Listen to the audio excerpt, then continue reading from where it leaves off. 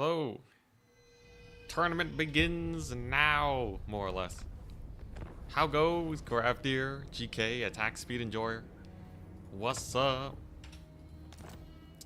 I got a sick build. I would like to try this with Way Watchers too at some point. But look at this. Look at this insanity. There's no way this loses. Actually impossible.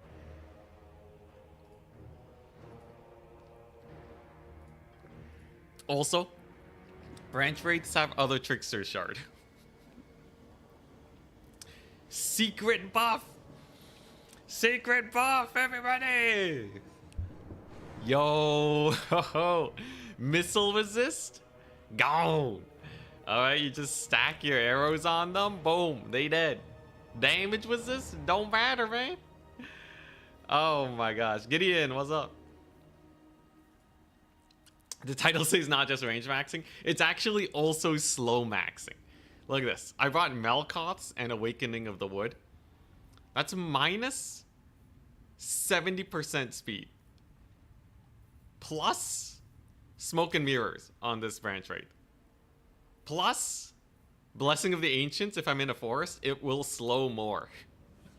Plus I have Prayer Vaneth Rayma. I would love to see people try to cav max this build. I'm telling you right now.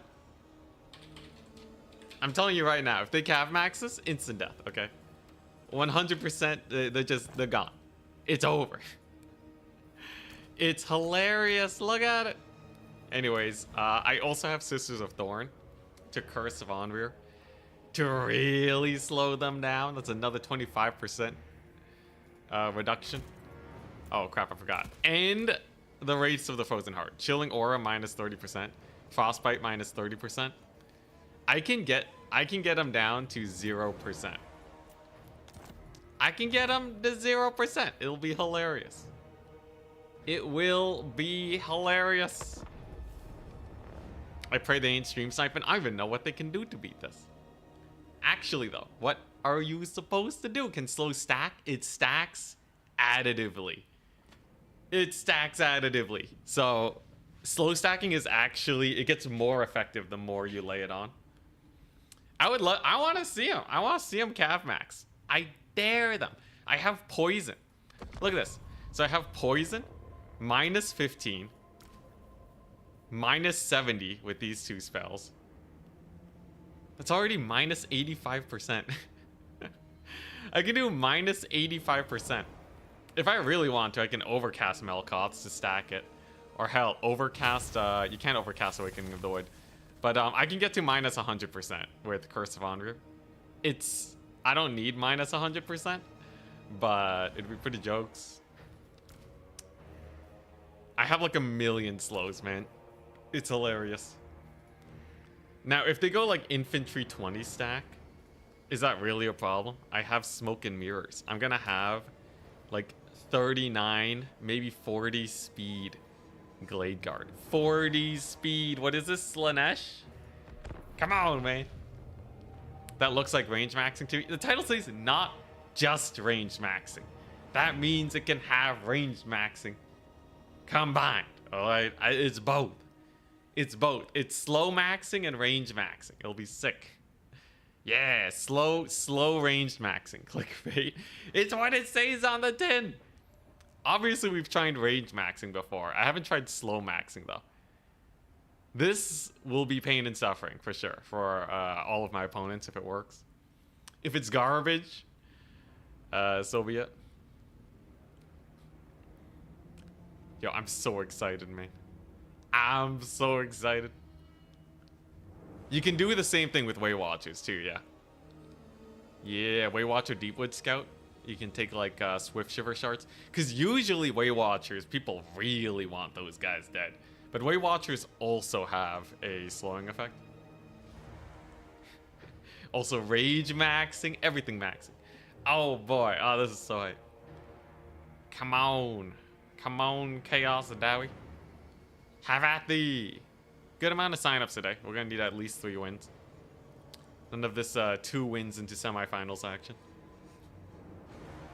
Hey, Karak the Wind, what's up? Rage maxing equals Norska. Technically true. Anyways, oh boy, here we go. He's ready. So what can Chaos Dwarves even do against such hatred?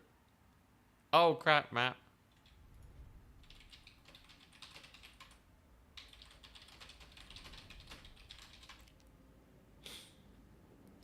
I forgot to set the map. It's fine though. Yeah, he says no problem. All right. Let's go. Here we go. Chaos Dwarves are your favorite to watch fight? Oh, hell yeah. Run this into Charix and see how he deals with it. He's gonna have really good cavalry dodging. Charix doesn't really go Mantide though, and I feel like Mantide is probably the strongest playstyle against this. Alright. So here's the thing. I gotta spread out the archers. Gotta make sure they're actually in order. Alright, nice. And then we're just going to lightly just gonna lightly spread out just a little bit. And then I'm just gonna walk forwards and win the game. It'll be great. Now he has gone Mantide.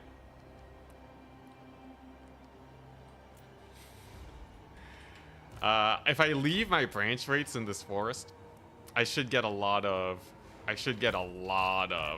winds of magic from them. God, this is this is pretty dumb. This is 10 Glade Guard. 10 Glade Guard, insane. Sisters of Thorn are gonna be clutch here, but yeah, I just need to build up my magic, so then when the fight does happen, I can spam it like no tomorrow.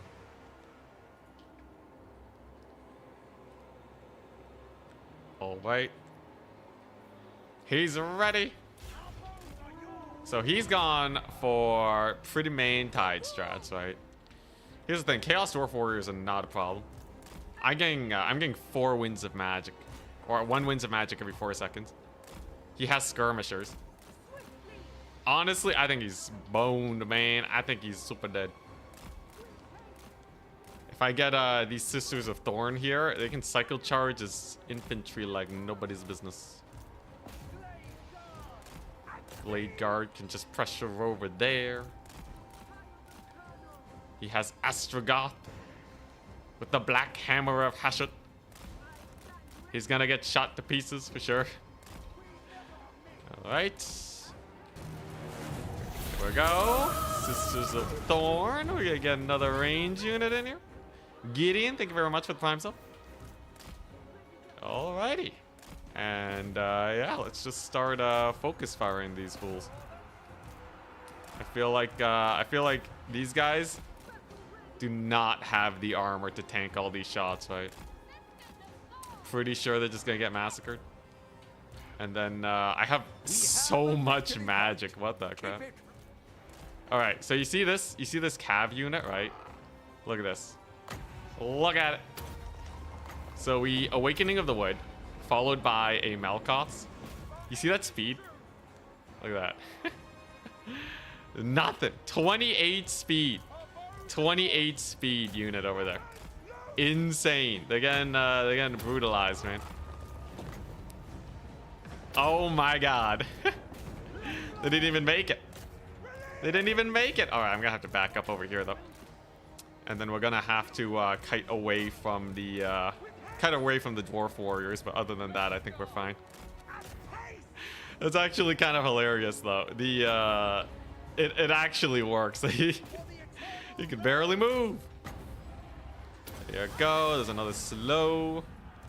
And then if I just start spamming my Wraiths of the Wild Heart here, then I think we can get a pretty good fallback retreat maneuver.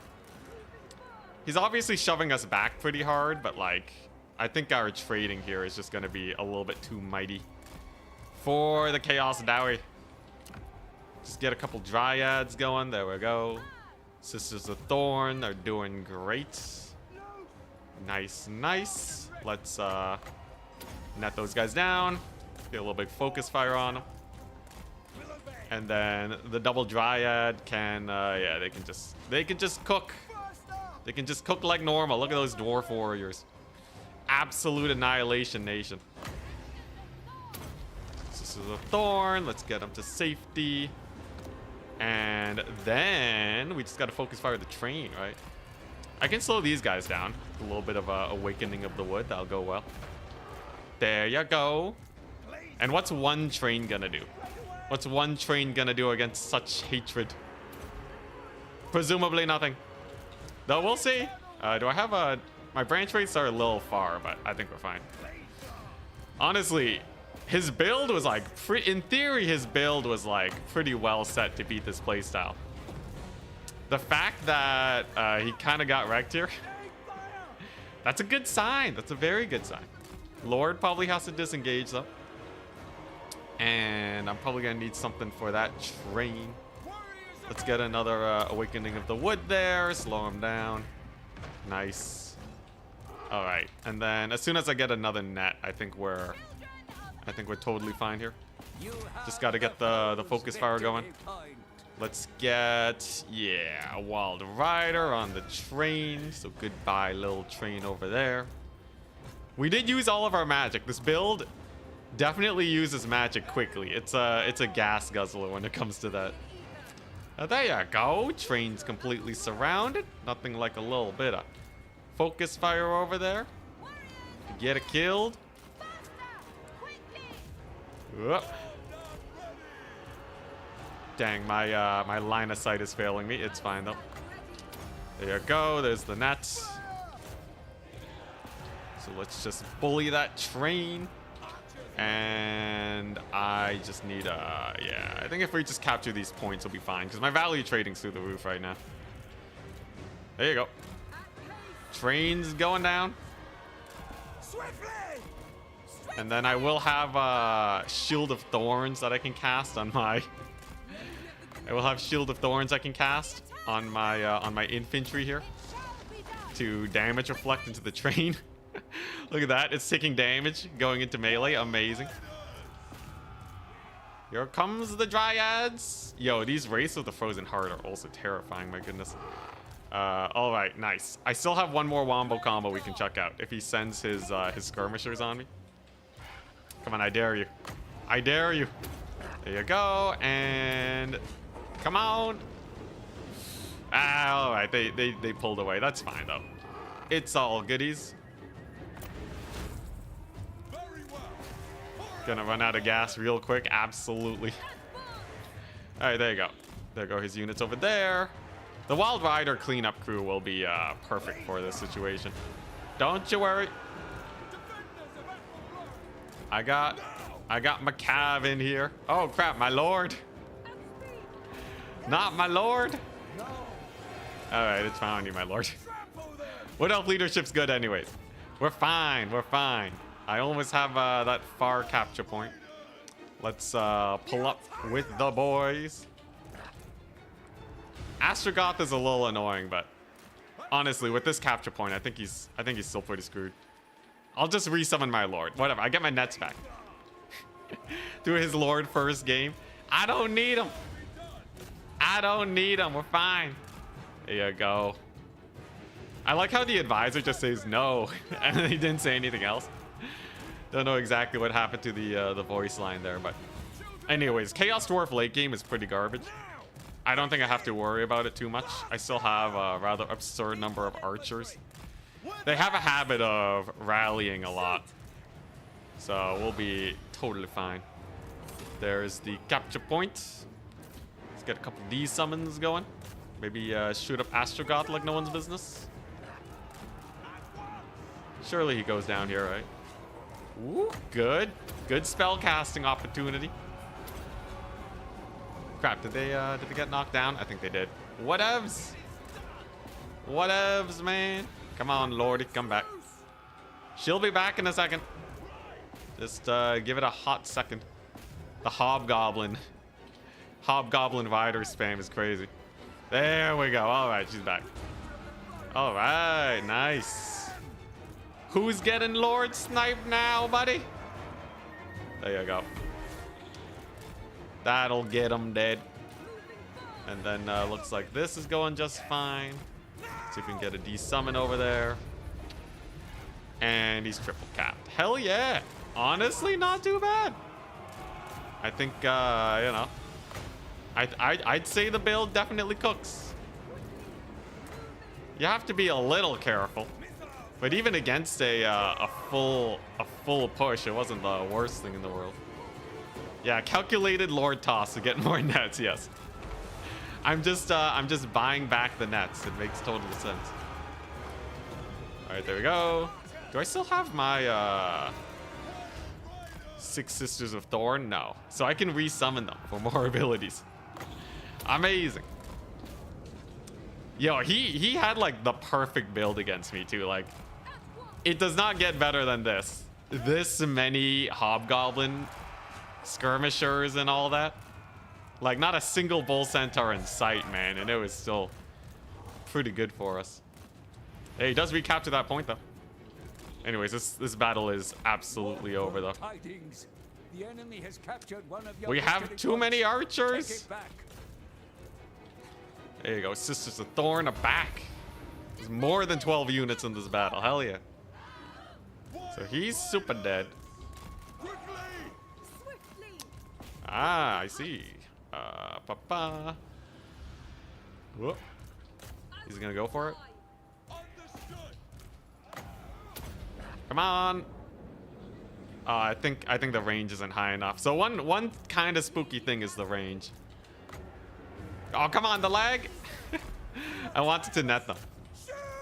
It's fine. There you go. He's out of units with time to spare.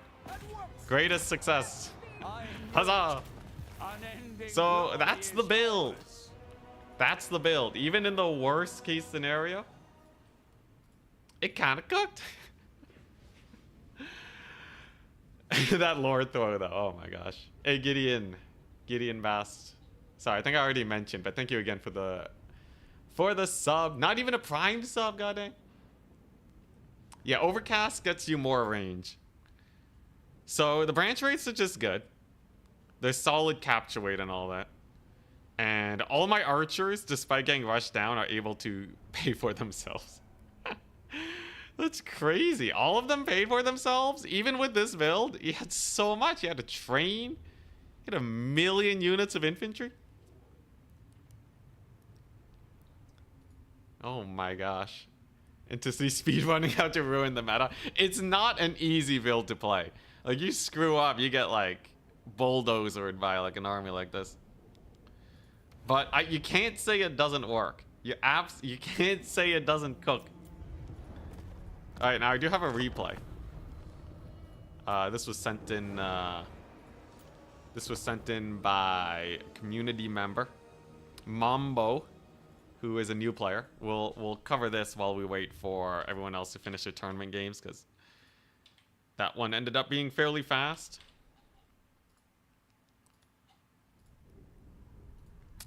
Nice. Wood Elf victory. Yo, Wood Elves, question it. So, alright, here we go. Time to judge. What we got? We have some Hobgoblin Wolfriders, some Sneaky Gits. If you want to submit replays for me to cover, by the way, the Discord is where to go. They got to be the most recent patch, though. We have Sorcerer Prophet, alright. And he's up against Waywatcher Kite. Oh boy, alright. Good dodge, though. Good dodge.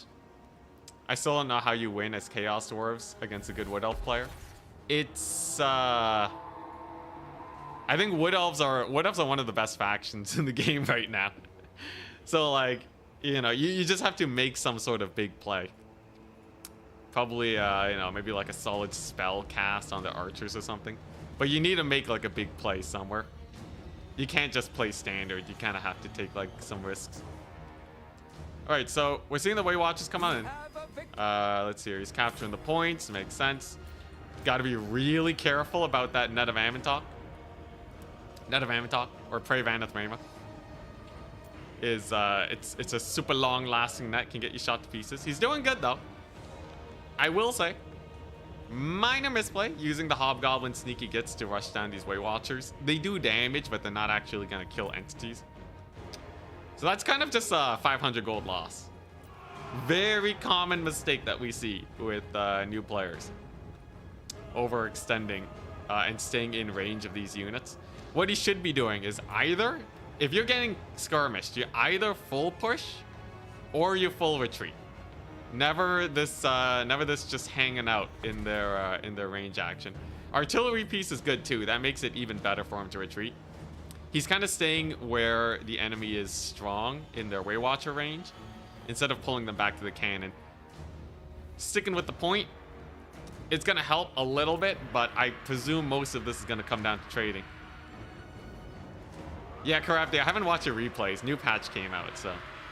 Unless you sent replays recently, I think I'm going to need new ones. We're going to need new ones. Oh, boy, nasty Waywatcher volley. Fire Glaives are getting bullied, though none of them really die. He should really use his spell casting on these Waywatchers if they're just going to be sitting there. Or like on these units. I haven't seen a lot of spells come out. Took a few too many spells too. You're not really going to make use of all of them, right? Especially something like Plague of Rust. That's a little bit wasted. And yeah, those Infernal Guard, man, they're getting massacred. Definitely should have just pulled them away way earlier. There's the Arrows of Kurnos bullying the Death Shrieker, but it is still alive. Goes in with his Lord. Okay, there we go. Throws down the final transmutation. That's not going to help out too much, though. And he is netted.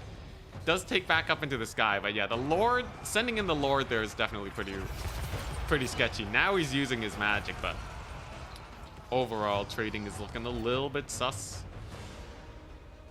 Yeah, look at the Wood Elf value. Wood Elf value is through the roof. Honestly, he should have just been spamming Searing Doom on the infantry. I feel like this infantry fight is way more important than the Waywatcher fight, especially because the Waywatcher is going to live anyways, right?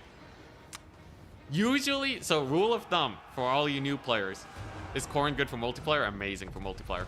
Rule of thumb if you're getting into multiplayer, if you're going into the enemy backline, you better make sure you're killing these units. There's no way you can sacrifice a unit of Bull Centaurs into Wood Elves and come out ahead when you can't even kill the Waywatchers with them.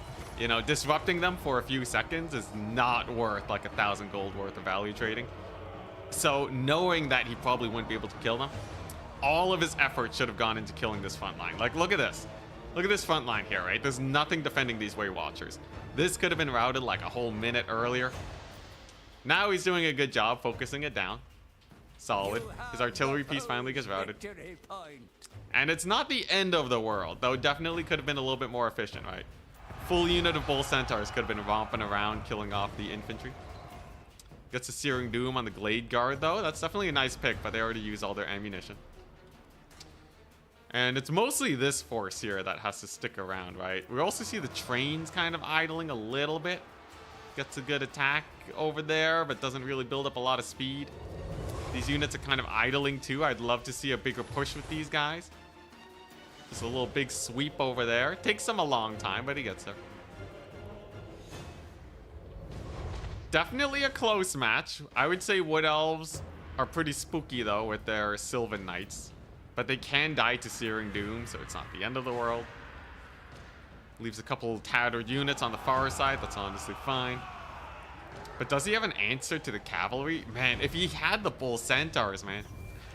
If he had the Bull Centaurs, I feel like they totally could made a big difference, right? Like, the Waywatchers use all their ammunition anyway, so yeah, it really didn't matter in the end, right? There's a big net. You're just gonna, you know, there's not much you can do against that. Still kind of idling with the Bull Centaurs. The Iron Demon, too, is like being way too aggressive, right? You either got to be in the Waywatcher range or out of it, man. The Iron Demon just sitting like kind of in the in-between without getting a lot of value is kind of rough. Wasted magic. Usually magic you want to cast it on melee fights because otherwise it's way easier to dodge. And now I think he's just going to start to run out of units, right? He doesn't have enough tickets to win on a single point, so he has to retake. And yeah, Wood Elves just kind of out-traded him. That means that this game was primarily a trading game, which means that you're going to have to pull out as many advantages as you can. The main things that you got to do is play more defensively.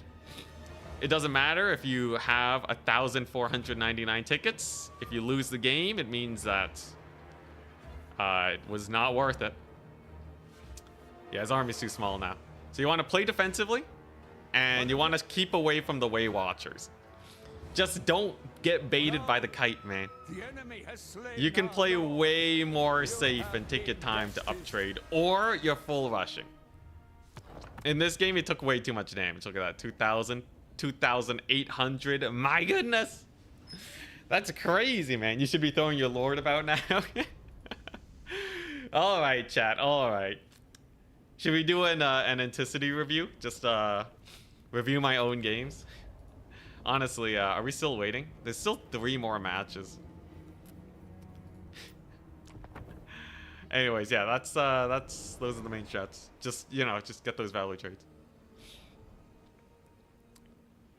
Does full Hobgoblin Rider in the first army do okay against most Wood Elf builds? I'd say no. Hobgoblins down trade into a lot of Wood Elf cavalry. They down trade pretty hard, and they're not going to do that well against, like, spears. Alright, so big mistake I made this game. I think I went too wide. I think this build you're not supposed to go this wide with. I think you should have 2 ranks, because your range units can't cover each other. The other misplay is I didn't net this guy with my Glade Lord. I should have netted this guy, used a branch race to deal with these ones. Instead, I kind of let them jump me. And the branch rates have to be up in front. A little bit sus. Let's see. Sisters of Thorn Catcher is good. And then... yeah, I should have just stacked my army. I feel like the Focus Fire is way better. Basically everything in the Wood Elf roster outtrades Hobgoblins. I think normal Glade Riders don't outtrade Hobgoblins. I think it's actually a pretty even fight. Because don't they have oh, they don't have anti-large, huh? Still though, their stats are quite good. They're surprisingly good light cavalry. But yeah, none of my archers are actually like supporting each other as a problem. Gotta get that archer support going. Overall though, Dryads are doing good. Honestly, I kind of love this build. I kind of love this build. It's really good at getting your opponent to aggress and push forwards. I think the biggest scary thing is like, what if my opponent has a lot of artillery? I don't think I can rush my opponent with this build. If you don't have a rush build, you're never gonna be able to rush down artillery. So I think that's the spookiest part. I'd have to play like the slow value trading game and use my cavalry to capture points. But it's not an impossibility. I can definitely get all my Winds of Magic on my casters. But yeah. One of my games that I lost against Charx's High Elves as my Empire was because he spammed artillery and I didn't have a rush build. Woeful tidings. And I lost. The enemy has I captured lost one the of your finals victory because of it. points. Never again. Take it. Orion, any good in multiplayer? I knew it. I wouldn't say too expensive. More so he doesn't bring anything to the table. A Caravthir, 4 months? Hell yeah. At your service. Just tested your 44 replay. It works fine. Hell yeah. Let's see here. Maybe maybe in the update it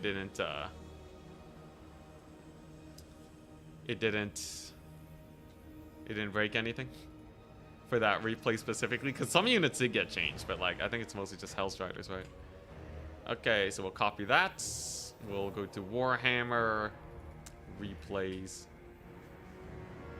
Let's see here. I gotta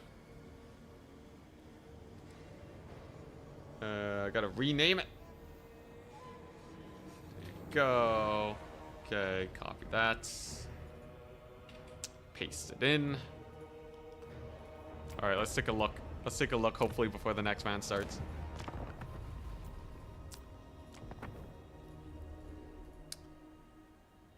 Oh, okay. Oh no, that's a highlighted message. Oh, hi.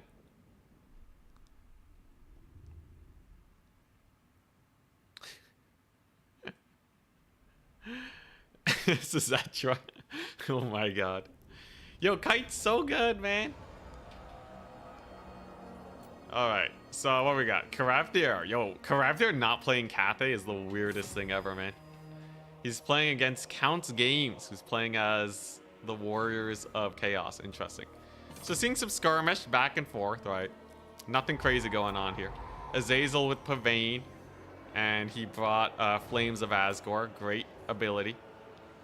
Overall, skirmishing looks like it's going slightly in favor of Karavdir. You're doing quite well there. Hell Cannon doesn't do that much to the dispersed hobgoblins. That's pretty nice. Solid dodging, honestly. Yeah, this is the thing I'm worried about, though, right? If Azazel lands and he's surrounded with the Dragon Ogres, this is like the most standard play. It's like the most average Warriors of Chaos Pavane play you've ever seen. And indeed, he goes for it. All right, well, obviously that's a misplay. I'm sure... I'm sure you already know about that one. I don't need to tell you. Bull Centaurux against Hellstriders is a down trade generally, but with the support of the Hobgoblins, it's not bad. I guess they have anti-large too, so maybe it's better than you think. Oh, okay, Flames of Asgore with the escape. It's a miracle that he managed to escape. You could say it's a solid bait, but like he could have been pinned down if the Chaos player microed properly. Generally, it's a bad play to count on your opponent to misplay. Though, a good save, though. Flames of Asgore, solid save. There's another rampage. Alright, so now Chaos player should be able to kill him, right? Hey, he gets a good surround. Solid, good focus fire on the Hellcan. I don't know if he can kill it, though. If he does, it's definitely worth. Kind of a risky play.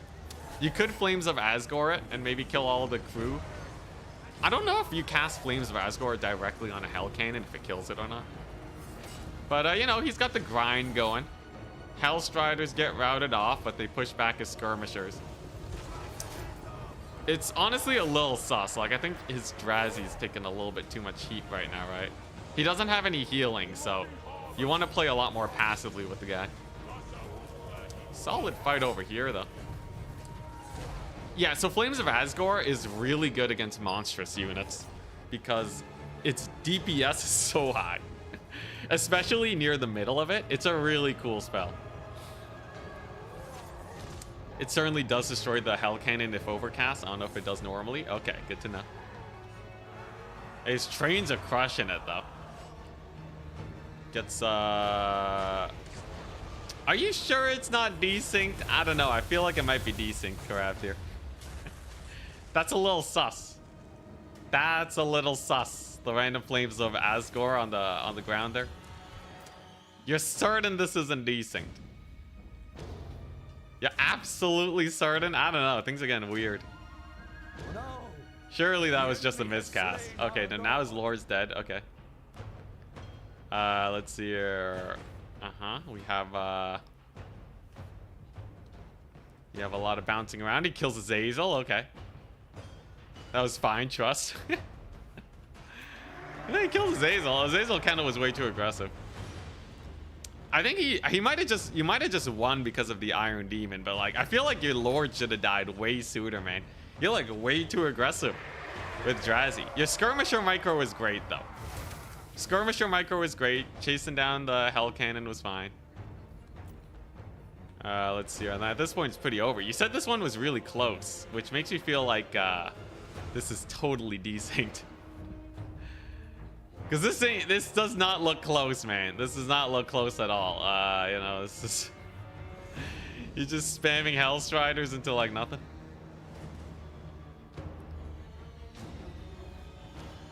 Actually using Oh, yeah! Cathay doesn't have skirmishers. That's hilarious. Yeah, all the units are just kind of idling. Now, you know, I'm never going to pass up, you know... You never know, right? Maybe both of their keyboards exploded. And they had to play with, you know, nothing but the mice. But I would say this is not very close. That's thousands of unspent supplies on both sides. Yeah, I think it's bugged. It's super bugged. Unfortunate. Trackpad gaming. Anyways, I don't know. It's hard to judge the replay. Such is life. I wish, you know, it was like StarCraft where you could look at replays from previous patches. Anyways, next match is coming on up soon. Hell yeah, I'm up against Charix, my nemesis. Yo, yo. Ah, hell yeah. What's he playing?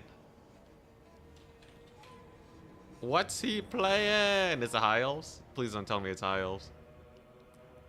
Tournament chat, SFD declaration. We scroll down. Charix is playing. The glorious, the terrifying. Skaven. He's playing Skaven. What? He's done with winning, man. It's over. He doesn't wanna win no more. Alright, interesting. Skaven. Huh. So we're on Decrepit Moor. If it has trees, we're set. And it does. So he's playing Skaven. The thing is, this range build is not the best versus Skaven. So, you know, I'm still gonna slow max. Slow maxing is the way. He likes playing on hard mode. Definitely, definitely. He's one with Bretonia. He's one with High Elves. Alright, Skaven. Skaven are pretty chumpy, right? Skaven are pretty chumpy. I feel like I don't have to worry that much. What's he gonna do? Use Jezzails? Is he gonna... You know, Arrows of Kurnos is not banned. That's a bad sign for him. Arrows of Kurnos is completely unrestricted right now. So unless he got Shadow nerfed, no artillery will be able to do anything. Yeah, it's just Slanesh. Slanesh is banned this tournament.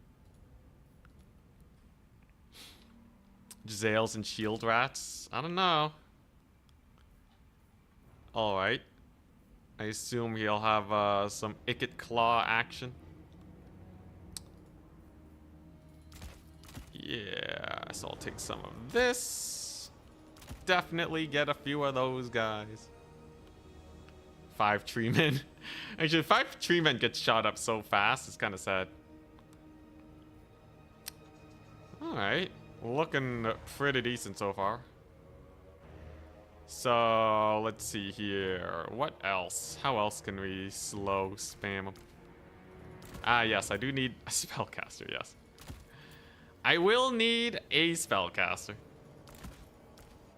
Although, actually, you know what? This is not the worst. So I go this person, I take these, I take that. And then that way I can do this. And there's my spellcaster. Oh, hell yeah. Dude, he's so dead, man. He's so dead. 1,000,000 times dead. Lost Sylvan Knights. You know, they actually aren't that bad in this matchup.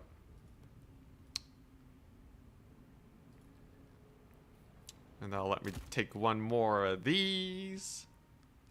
And then I'm gonna need probably, yeah.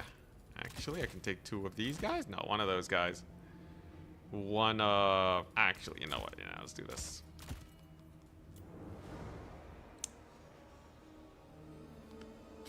All Warzags? What's this about all Warzags? Yeah, Charix is Charix has a pretty good win rate against us. He has a pretty good win rate. It's not like I can't beat him. It's just that he's very good. He's very good at the factions he plays. So I have a build. I just have to think about like what can Skaven bring to the table now. Let's do a quick double check. Faction threats. Generally, this is a really good matchup for Wood Elves. So you can bring the Rat Tide, Jezzails, Flensing, Doomflayers, Mortars, Globadiers, Stormvermin, and Triads. If that's it, he should be dead, right? He should just be dead. This build's too strong. Rat doggos. Dogs. I feel like the dog spam is, I guess you could dog max it. That would be, pretty cray, but it's true though. It's true. Dog max is legitimately something that I should be wary of. A full doggo max. At least I can fight in the trees. That part saves me a lot.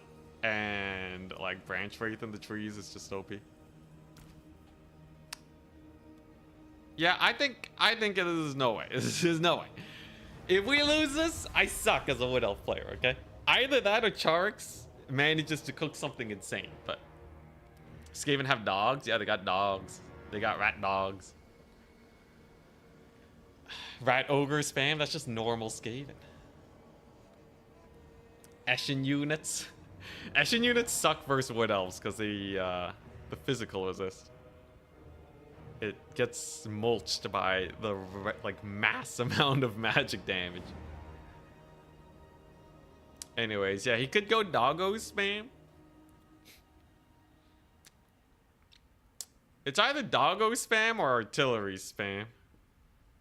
Or he could go rat tide. I think those are like the main styles. Single entities probably won't do well. 1 million night runners.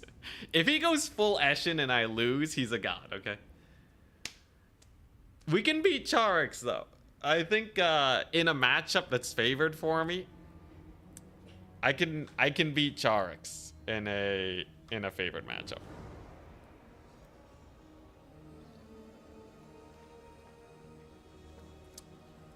I think in an even matchup with a faction he knows how to play well, I think he stomps me most of the time. Like 2 times out of 3. I think in even matchup he doesn't know, I would put my money on me. Because that knowledge helps out a lot.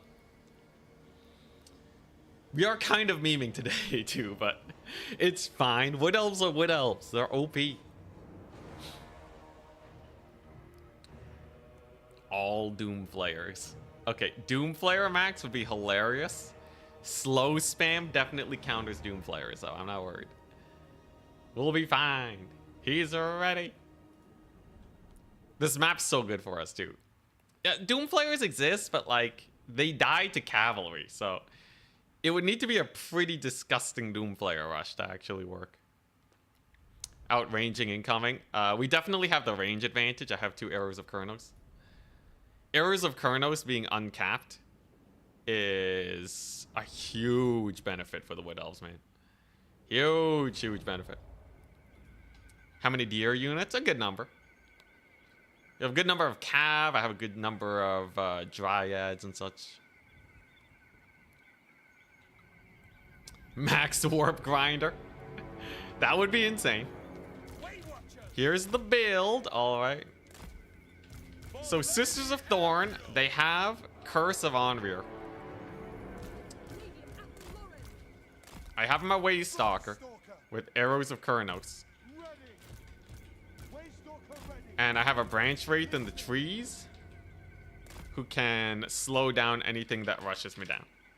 This is gonna be difficult for Skaven to beat unless he can stall me out with the Rat Tide, which is definitely what it looks like he's going for. Not just range maxing. No, this is just the normal kite build. Anyways, not just range maxing is I'm slow stacking. So look at this. As soon as the battle starts, you'll see the intensity on this Branch Wraith go up. Intensity does buff your slowing effects. So this is 54 plus 30%. I'm slowing units by 84% if I'm casting from the trees. Which is insane. It's insane. So if he does try to rush these guys down, he's gonna be in for a bad time indeed. All right, let's just get our arrows of Khorne out.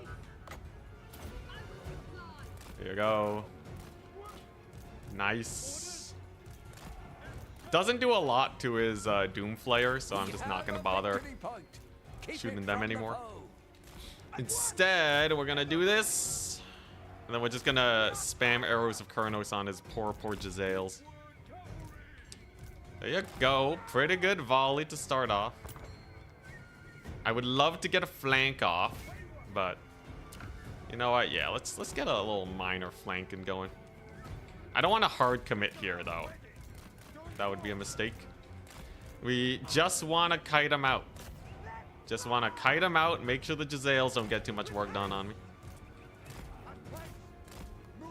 Waystalker can move on up and cause some issues. Okay, so he has a rat summoner. Oh, geez, right on top of me. Alright, that's fine. We'll just turn on fire at will. Look at this Dryad. This Dryad's itching. They're itching for a slow. There you go. Nice. Okay, Waystalker's cooking. He's gonna try and capture in this point with his little dudes there. It's fine though. And the Triads are absolutely gone now. Hi. Alright, next up. Next up, we get another sweet arrows of Khorne on them. There you go. Pretty brutal, pretty brutal. Okay, nice. Can I spot his other Jezzails, though? That's the big question. It appears indeed we can.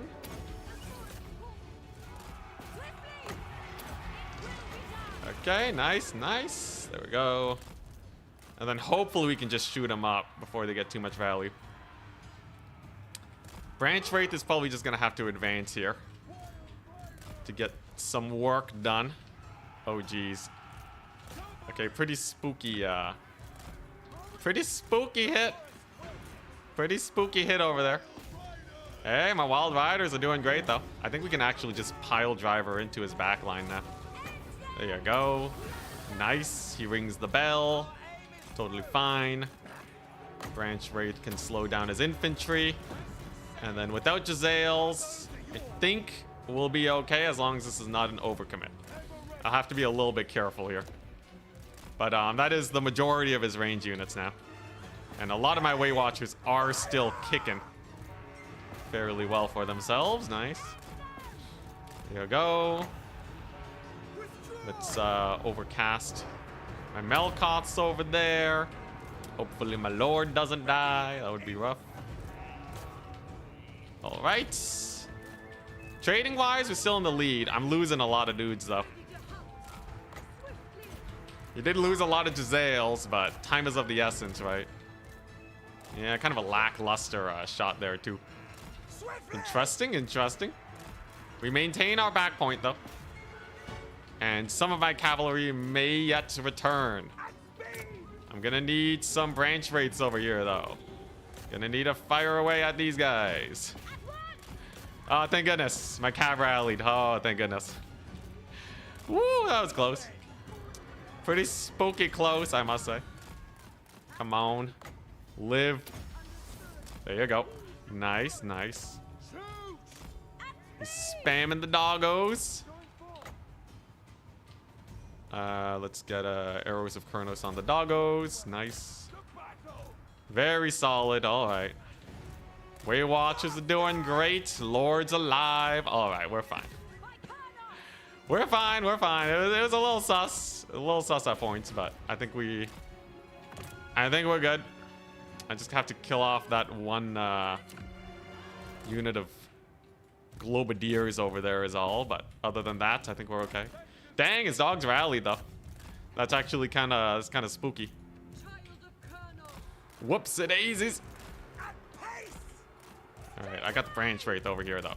He only has the one Globadier unit. Only one Globadier means that he's screwed. And then also the cav spam. The cav spam will do great. Let's do some of that. There we go. Nice. Weight Watchers are still doing good. And then I'll have some Wild Riders here. Very, very nice. And then more Dryads, right? Just Dryads into the horizon until he dies. I do have to be a little careful about this. Come on. There's a slow. Okay, Dryad barely getting that slow off. There we go. There's the other slow. All right. All right, that's gonna be pretty painful for him. Nice, nice. Dryads are in. There we go. All right. There we go. All right. All right. I think we're good. It's a little sus, admittedly. He is still running out of units, and my Dryads here are definitely cooking up a storm. I do have a little arrows of Khorne. I just really have to get me some cavalry in here. I very badly need cavalry. My goodness. There we go. That should kill the doggos. He's scrapping it good though. He's scrapping it very hard. There you go. Those doggos are routed. Thank goodness. I'm just gonna use my arrows. Actually, no, I gotta use my arrows of Khorne here. There we go. All right. Then we pull back, bring in the cavalry finally. There's a sweet arrows of Khorne. Nice. He's on the mass desummons now. That's a very good sign. And without any weapon teams left, he's pretty screwed. I will say he definitely made this game much closer than it had any right being. This was a very close game, but I think we have finally outpaced his Skaven shenanigans. There we go. Mass routes abound. Now we can kill off his lord. Oh, thank goodness. Jeez, man. Charix is terrifying. He's a terrifying player. One of the best. One of the best players in the world right now, for sure. All right. We're still going to have to grind it out. Though this desummon on these Way Watchers is going to be huge. That's a lot of money. It's a lot of cash money we're getting. Ticket-wise, we're still doing pretty nice. I don't have a lot of magic left, but that's okay. There we go. Let's use our cav. We'll just charge his rat ogres. Why not? There go his doggos. Wondrous. More cavalry abound. Cavalry late games are where it's at, man. There we go. And a swift charge to the face. Those guys kind of got caught up, though, unfortunately. What? What was that whiffed charge? They didn't charge. Okay, that's a little sus. I think that's a summoned clan rat. Ugh. All right, there we go. Yeah, I shouldn't keep pushing him. I should actually play way more carefully. I should play back for a second and just enjoy my my magic usage. There go his doggos. Again, routed off. Nice. Wild Rider charges in the flank will be great. I need the Wraiths of the Frozen Heart real bad. Once we get them, though, we're fine. There's a mass route. Nice. And this is where he horrifically down trades, and then we win. Waste Stalker's using his ammunition. There's my stuff back. All right, we're fine. Once again, we are fine. Not even a problem, man. Not even a slight issue. Why would I ever be worried against someone like Charix, man? It's Scrub Lord 2000. Jeez Louise, man, this guy. Holy crap, what a scary player. It's not even over yet. He might still be able to pull through. That's the scariest part. Definitely my cav here is going to do great against his little skirmishers. Actually, they're doing worse than you'd expect. I'm going to have to pull away from that. There's another big old spell. His lord's taking damage, though. There you go. Nice. His lord's taking pretty big heat. I got to make sure I don't lose my lord, though. Come on, come on. Another summon? You gotta be kidding me, man. How many summons does he have? All right. I see how it is. All right, all right. Let's get the Sisters of Thorn in here then. Jeez, man. What the crap? Okay. You, lady, must retreat. Branch Wraith is in. I have enough for one more Malakoths. I'll be good. Those are just clan rats, so I can summon some dryads in the distance to deal with them. Okay, all right. All right, here we go. Curse of Onrir. It's a pretty good one. It's a pretty big curse. Then we can buff up these dryads over here. The damage reflects. Bully the rat ogres a bit. Get our boys in here. Nice. Come on, baby. Come on, there you go. Curse of Onrir, cooking it up. All right, he's on the ropes. Totally. Oh god, yo, we might actually lose this. Dude, what the crap? Jeez, man, this guy. Okay, at least I have my dryads in here now. The dryads retaking these points will be huge. He spent a lot of resources on getting clan rats and such there. Holy crap, the Sisters of Thorn are dead. What the crap? Bro. All right, I have to take this point back then. Without it, we're doomed. He's probably not going to be able to take this point. His lord lives, my lord lives. It's about even. He might actually take this point. That's the scary part. You see that full collapse? Holy crap. Dude, what the crap? I guess I let him kill too many of my Way Watchers. What the crap? Bro, he actually did it. He actually won. Yo, that's insane. That's insane. Am I summoning cavalry or what? Yeah, he's gonna recapture this point. Jeez, he pulled it back. Yo, that's crazy, man. That was a tussle. Interesting. Yeah, I sent a lot of cavalry to kill his Jezzails too. I guess that was a misplay. I shouldn't have used my arrows of Kurnos on the Doom player at the start. Dang. I think he's definitely way more used to this matchup than I am. He played it very well. He played it very, very well. Surprised he didn't Lord Snipe with the Way Watchers. He was keeping his Lord back, so that wasn't really an opportunity. Yeah, look at him pulling back with his doggos. Can we get charge in here, perhaps? You know, funnily enough, my other build would have probably done better. The mega ranged. The mega ranged build. Oh, what the crap? He has those guys there? Yeah, it's over. Jeez! GG, well played. Holy crap. Yeah, I gotta be way more careful. Yo. That's crazy. Actually carried out the late game. I didn't summon that much elite cavalry in the late game. They did way worse against his Night Runners than I thought they would. I think that was one of my big misplays was chasing down the Night Runners. But that's pretty bonkers. His Jezzails even got a lot of value despite getting killed. So that was actually a pretty big uptrade for him. Ah, do you like cheesecake? I like cheesecake. Is this a pun? Yeah, my Way Watchers, some of them got killed really early.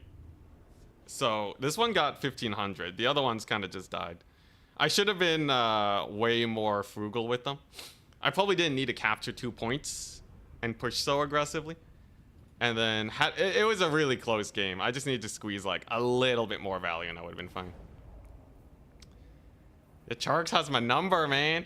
He has my number. Oh, it's okay. We'll take him out.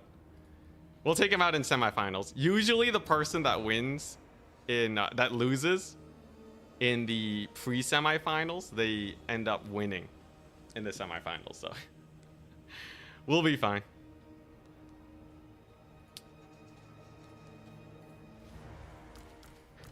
Yeah. I feel like I should have had this Branch Wraith further up. Should have had him further up to bully his doggos. Should have just played for the long con trading. Get all my arrows of Kurnos out. De-summon the Waystalker. I think de-summoning the Waystalker is actually huge. Dang, yeah, that's just well played though. Very fun match. Did the win-loss. I think, yeah, played again, same armies. I feel like. So he was spamming out clan rats with his bell, which is a very interesting old school stratagem. Let's see here. The one distant Giselle, the one distant stealth Giselle. Should I have rushed it or should I have just let it shoot? It can get 3,000 value if I just let it shoot all its bullets. Another option, not enough treatment. Another option is to go for something like a Spellweaver in the sky. I think there's some magic that can actually bully those weapon teams pretty hard. What was it? Was it? Can you Arcane Unforge them? I should double check that. Alright, I should double check Arcane Unforging. If it works, then I might need to just tech piece that. Oops. Full country. There we go. Typing in Arcane Unforging. I'm flustered. Uh-huh. Okay, let's see. Arcane Unforging. Does it work against Skaven Giselles? Because if I have to send my cavalry in onto them, it's too painful, right? Unforge is single target, but it still does a lot of damage, so I'm willing to give it a shot. These guys have the same HP. Let's take a look-see. Are Deepwood Scouts good in this matchup over the Way Watchers? I think Deepwood Scouts are probably better. I just wanted to run Way Watchers for the fun of it. They also have that armor piercing, which can be really good against flayers. So it kind of depends on what you're shooting at. I think they have longer range too, so. The dark trees blow. Alright, let's see this. So the great thing is you can use Loic's Blessing Guided by nature. to become invisible. And that would let you get close enough to cast Arcane Unforging. So if you take a look at the damage, it's pretty middling, right? That's 14 Winds of Magic for just that little bit. If I can kill his Giselles with some magic, we're fine. That takes a lot of time, but I think double Melkoths might do it. I think double Melkoths, Loic's Blessing. A lot of people have been running Loic's Blessing recently to shut down artillery and such. Okay, let's see this. So let's say I use Loic's Blessing, right? So now she's invisible. And then we Melkoths their face. Melkoths will do about a quarter HP damage. You reset. And then you Melkoths again. This combined with an Arrows of Kurnos is probably enough to kill them cost efficiently. Worst case, you just chuck another Melkoths on them. By the third Melkoths, or running. So it's like 4 Melkoths. It's like if you use Buna on them. I think it's worth it. Manticore Caster can also be really good. You take Lore of Beasts and you just summon a... it's a great eagle, though. It's slightly worse than a Manticore. Soul Quench. Soul Quench does have the quenched effect on them. It's 32 units alive with 5% health. The idea is that they will rout off the battlefield. It's not meant to kill entities. Yeah, let's take a look at this. Spellweaver ready. So we got a Spellweaver. If I do a Soul Quenching. For Isha herself.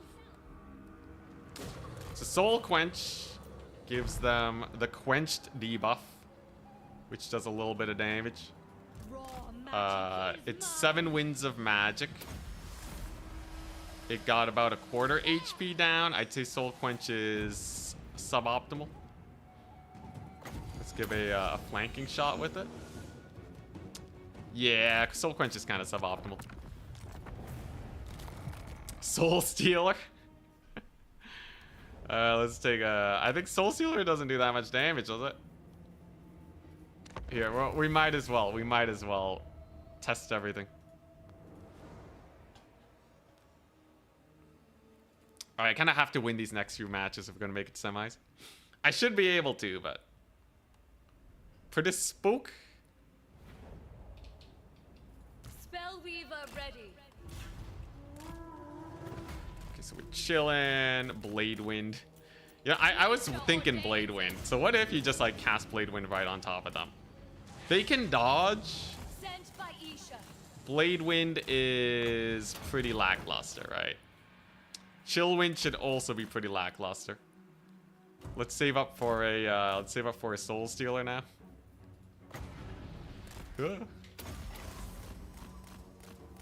God, Soul Stealer is so expensive, man.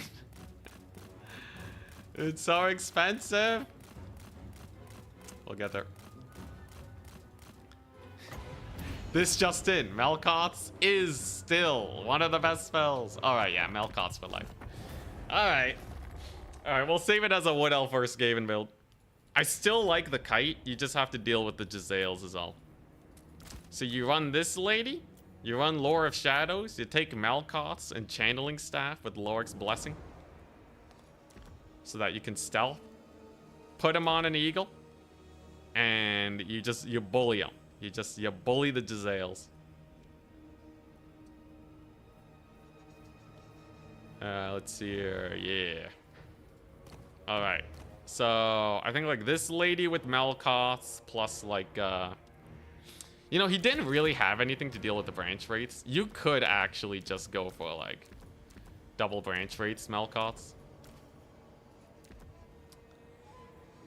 And that would also do pretty well, right? Yeah, Flock is not really that good against Jezzails. It has to hit 2 units to equal the Melkoth's damage. But yeah, this seems fine. And then I feel like let's see here. I think you do still want these skirmishers. I think probably you're gonna go for Deepwood Scouts instead. And you know what? Triple Melkoth's. Triple Melkoth's caster. Just in case. That seems excessive. That seems very excessive. I think that's a terrible idea. I think using the branch rates to jump them is good enough. But like the thing is the branch rates are not guaranteed. So I would actually go for Loric's Blessing instead. Lore of Shadows, Loric's Channeling Staff, Melkoth's. I just need to stall to get like 3-4 Melkoth's on them. And then we're fine. Spread the Deepwood Scouts. Skaven formations are too wide to get a proper flank on them, sadly. But I think this is fine. This is fine, and then you just gotta... Actually, you know what? Some of them should have Swift Shiver Shards. So go for like the mega range build. Because I fully intend to just shoot them to bits. Let's see here. Does Ariel have a... Nah, Ariel don't got nothing. So yeah, I got my cheap caster. She's gonna find them. It'll be great. I have a million of these dudes. Yeah, Swift Shiver Shards do a lot of damage. They don't have a lot of range though, so you have to be a little careful. And then after this, it's the standard fare. So I think you do want to start with Sylvan Knights, because Skaven don't always have an answer to Sylvan Knights. Although, nah, I want to start safer, right? I should start a bit safer. Definitely want a lot of Wild Riders. Then you go for your Glade Riders over here. Any money min-maxing I can do? I did a really bad job defending my Way Watchers. If I was slightly better at defending them, I would have been fine. Misplays, man. The misplays. So Glade Riders and... Come on, money min-maxing, don't fail me now. I can almost get 3 Wild Riders, but not quite. How do you save 25 gold? I can do this, sure. And then I can replace this one with a Wild Rider shield, nice. And then you there.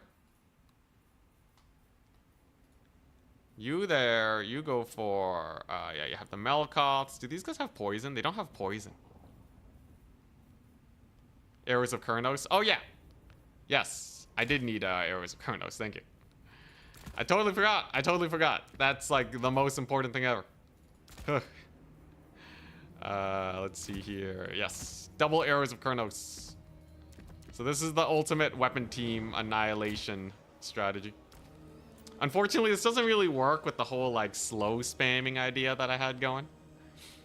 But at least I will save this as a build. Although slowing plus Hagbane and Wraiths of the Frozen Heart, I can still have some of that business in there. There we go. All right, there's a build. Wood Elves versus Skaven. This build will do fine. The doggos, if I micro well, the doggos should never be able to jump my dudes. It's because I sacked my cavalry early on. Everything will go way better as soon as we keep them alive. It's fine. We'll get the rematch. Definitely we'll get the rematch in semis. There are a lot of signups, though. So we might lose by Swiss points.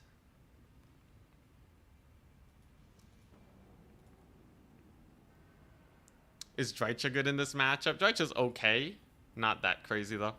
She's kind of slow. It's kind of crazy that Seekers cost as much as Wild Riders. Yeah. Seekers of Slanesh. They're still crazy. Anyways, yeah. Everything revolves around killing his weapon teams and then using the Deepwood Scouts to kill off the rest of his army. As long as I'm not too beholden to the capture points like that last game, he's not going to be able to jump me with his infantry like he did last time. Of course, this all depends on me being able to actually kill his stuff, but should be fine. I could give these guys stock and snipe too with Lorik's Blessing. Or it gives them unspottable, right? So one of the reasons his Jezzails are so annoying is because... Don't they have, yeah, they have Snipe. Oh, wait, no, Snipe is hidden while firing. Never mind, my bad. Okay, so I can't give my guy Snipe. But if I can just spot them with my Spellweaver, it's fine. What is this build?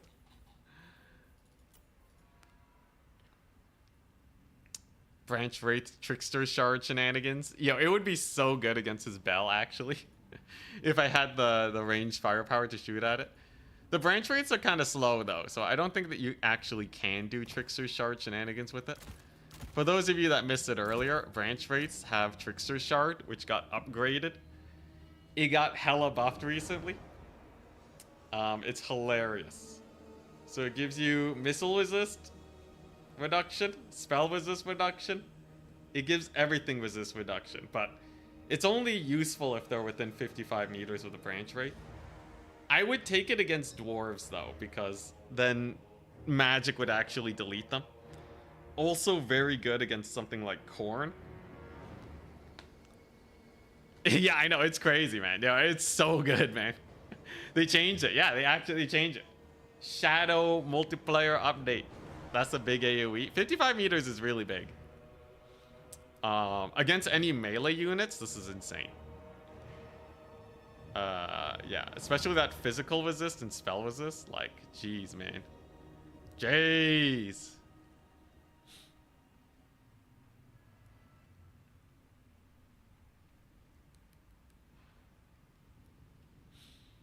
It does just delete the demon faction resistances, yeah. Wood Elves have a lot of magic damage, though. But for the units that don't, it's a very nice aura. It's better jokes.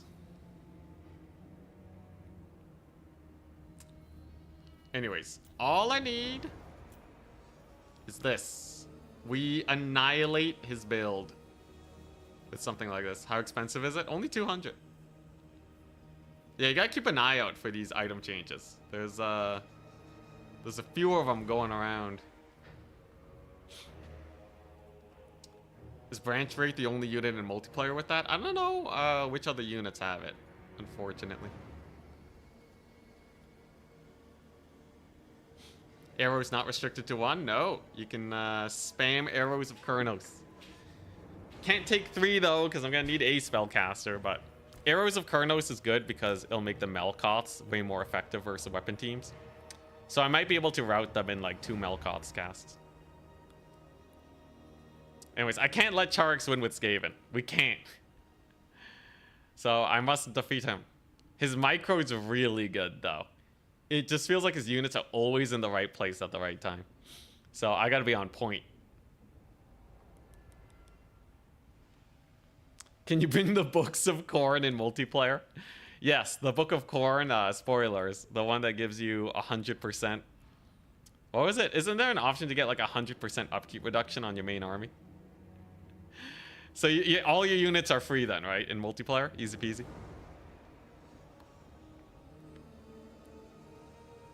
Yeah, the books of Khorne are jokes. They come in pairs, so you actually don't need to get that many books.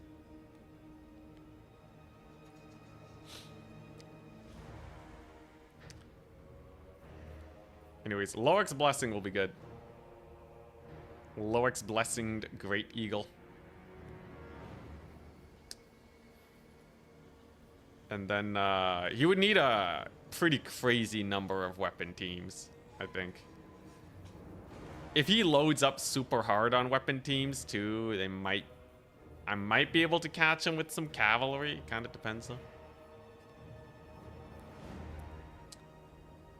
Chark's gonna one-up B6 with this. Yo, if Skaven get buffed too, he's playing all the factions that are gonna get buffed. It's kind of terrifying.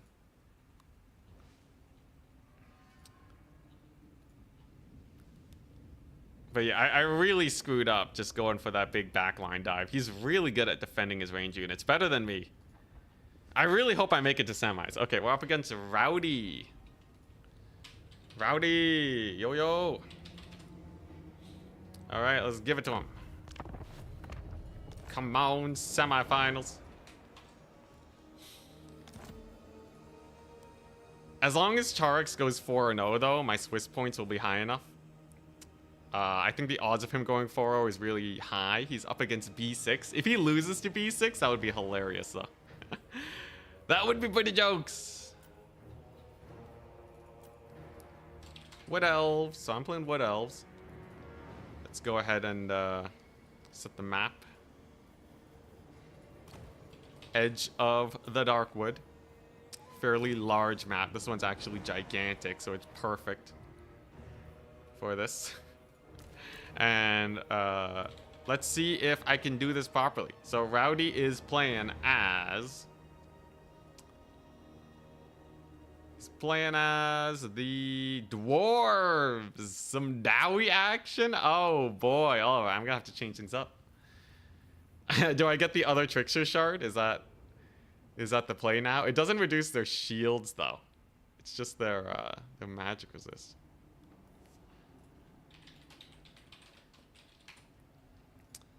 Interesting.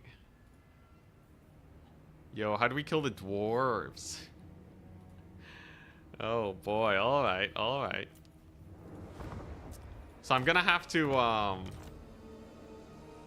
mix it up a bit.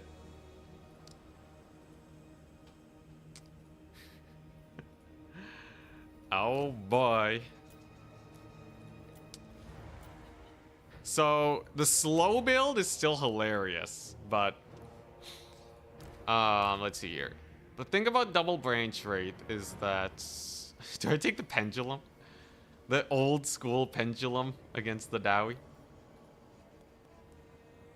Can missile resist be negative to increase damage? No. I don't think it can. I don't think it can. I think it's only fire weakness that can go negative. There's one angry tree that hates dwarves. You guys are too in love with tree men. Let's see here. So the biggest threat is like bugmans. Aside from that, am I worried? Absolutely not. I just gotta get me some of these. Ah, hell yeah. Alright. Yeah, I got a fine playstyle here.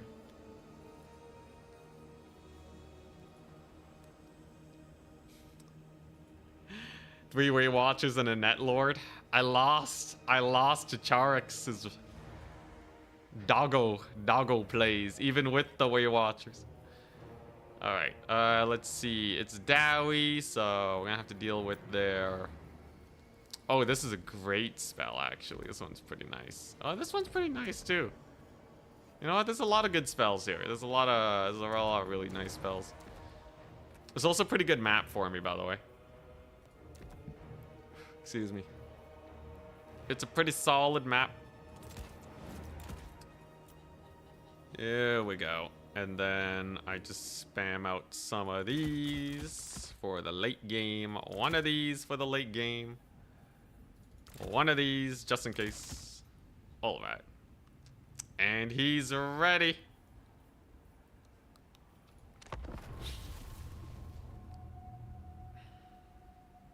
Yeah, Charix is insane, man.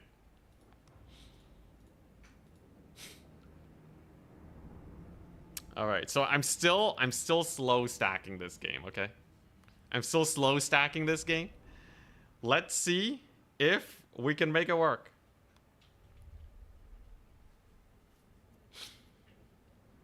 I brought the what's it? I brought Chillwind this time.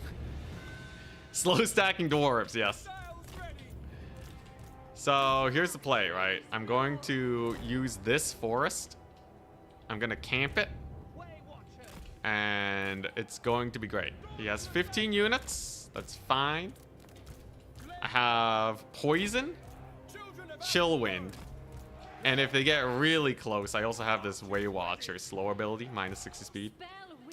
You have Power of Darkness. Ready? Good luck, have fun. I have Power of Darkness, and then I have my my Wildwood Rangers here. It's a pretty standard kite build versus dwarves. Slayers would be not the worst because, unfortunately for Slayers, they do not really do too well against mass missiles. And it looks like he's just starting out with okay, it's over. So he was ready for a melee rush. This build's not a melee rush. I don't know what to say, man. Unless I play this absolutely terribly, there's no way we lose this, man. There's no way we lose this, just like that Skaven game. All right, here we go. And so it begins. So definitely Sylvan Knights are a must-have here. Bro messed up, dude. Yeah, against me? Of all people, I'm the most likely person to go for a ranged max against you. Doesn't even see it coming. He has a Rune of Slowness. Yeah, no, it's literally his whole build is to stop a rush. Way overcommitted to a rush defense. Rune of Slowness doesn't help him at all, man. Rune of Slowness is negative value for him because he spent money on it. So there go his miners now. I can park over here. And I would love to see him try to rush me down. I'm pretty sure that's an impossibility, though. Bro done goofed. Let's go ahead and get more Power of Darkness value.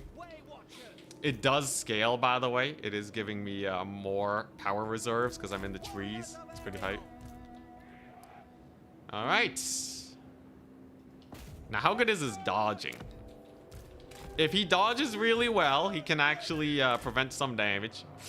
Not that much, though, apparently. That's pretty brutal. All right, let's position this way. And this way, I will get ranged flanks on him. No Thoric. No Thoric. Let fly. There's another big volley. Ouch, man. Ouch. Those quarrelers. It's a massacre. Will be done. So, yeah, they're dead. And they're gone. There we go. He has one quarreler here, so I can just focus fire them to death.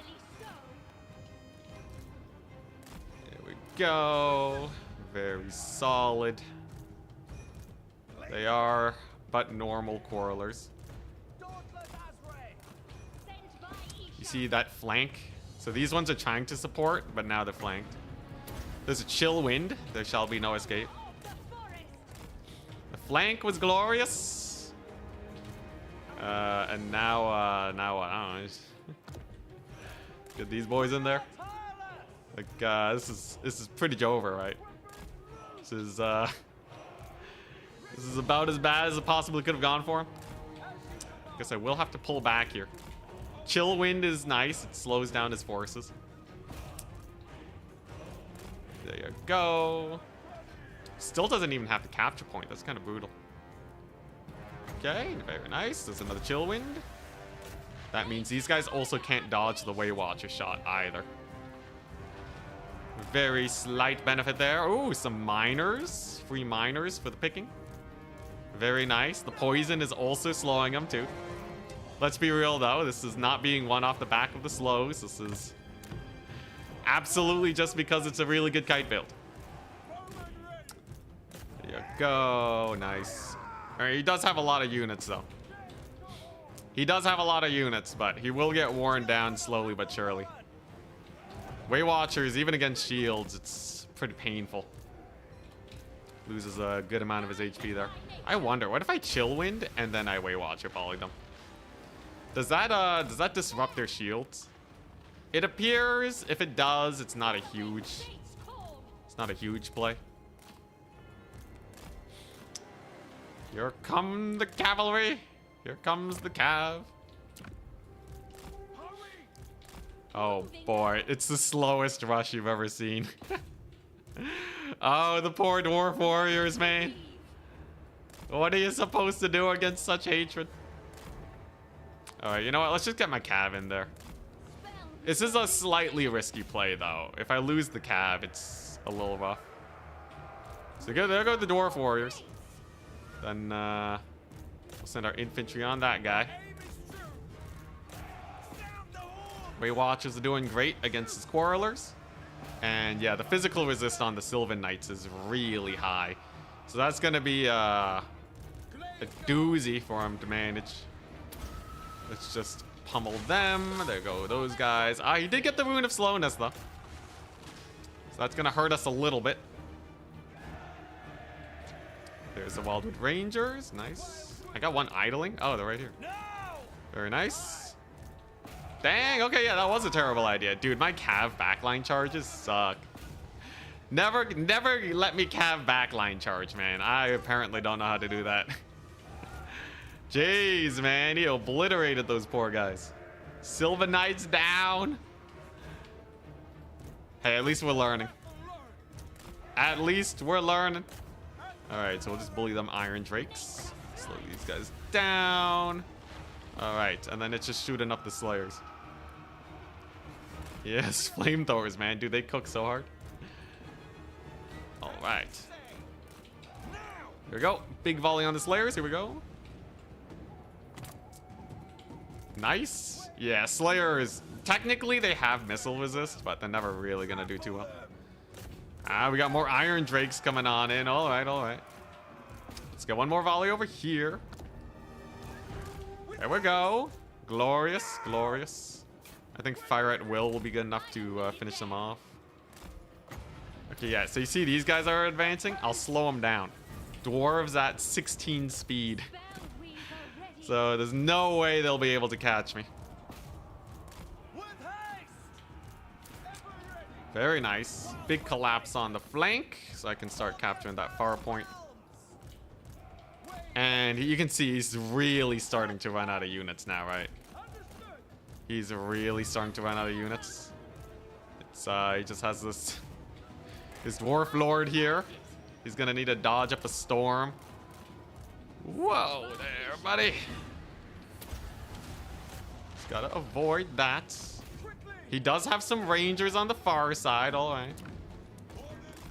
I do have to capture this point too, by the way. He is mine. If I don't, it's super over. Straight away. Ugh, keep dodging, Lord. Keep dodging. We did kill off his Slayer hero. How nice. Loose. Nice. Rangers got massacred. Hell yeah. Quickly. Just the slow decay. Just gotta give him the slow decay. I accidentally let them get a huge volley on me here. I'm just gonna send it with these guys. Maybe they'll cook all right.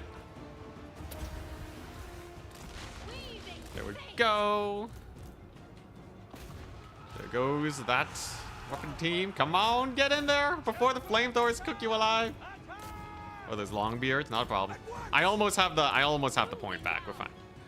I just have to get some D-summons and probably re-summon some boys here. Like my Sylvan Knights that I just YOLO'd to their deaths. Yeah, losing the Sylvan Knights like that was a big misplay. That was an oopsie-doopsies moment, indeed.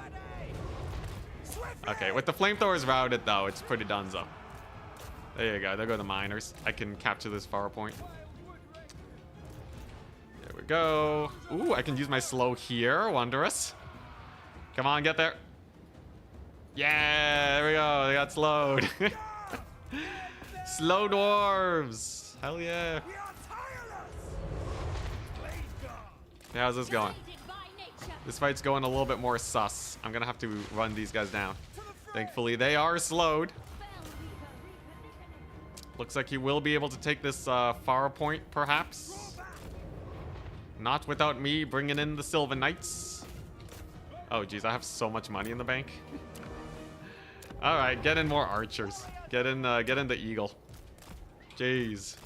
Following. I should be able to capture all his stuff though soon enough. One more volley over there. Hell yeah. And yeah, despite throwing mildly, we still got it. We still got it. Straight away. I will say I made it way closer than it needed to be. Way closer than it needed to be. But we did it. We did it. It's over.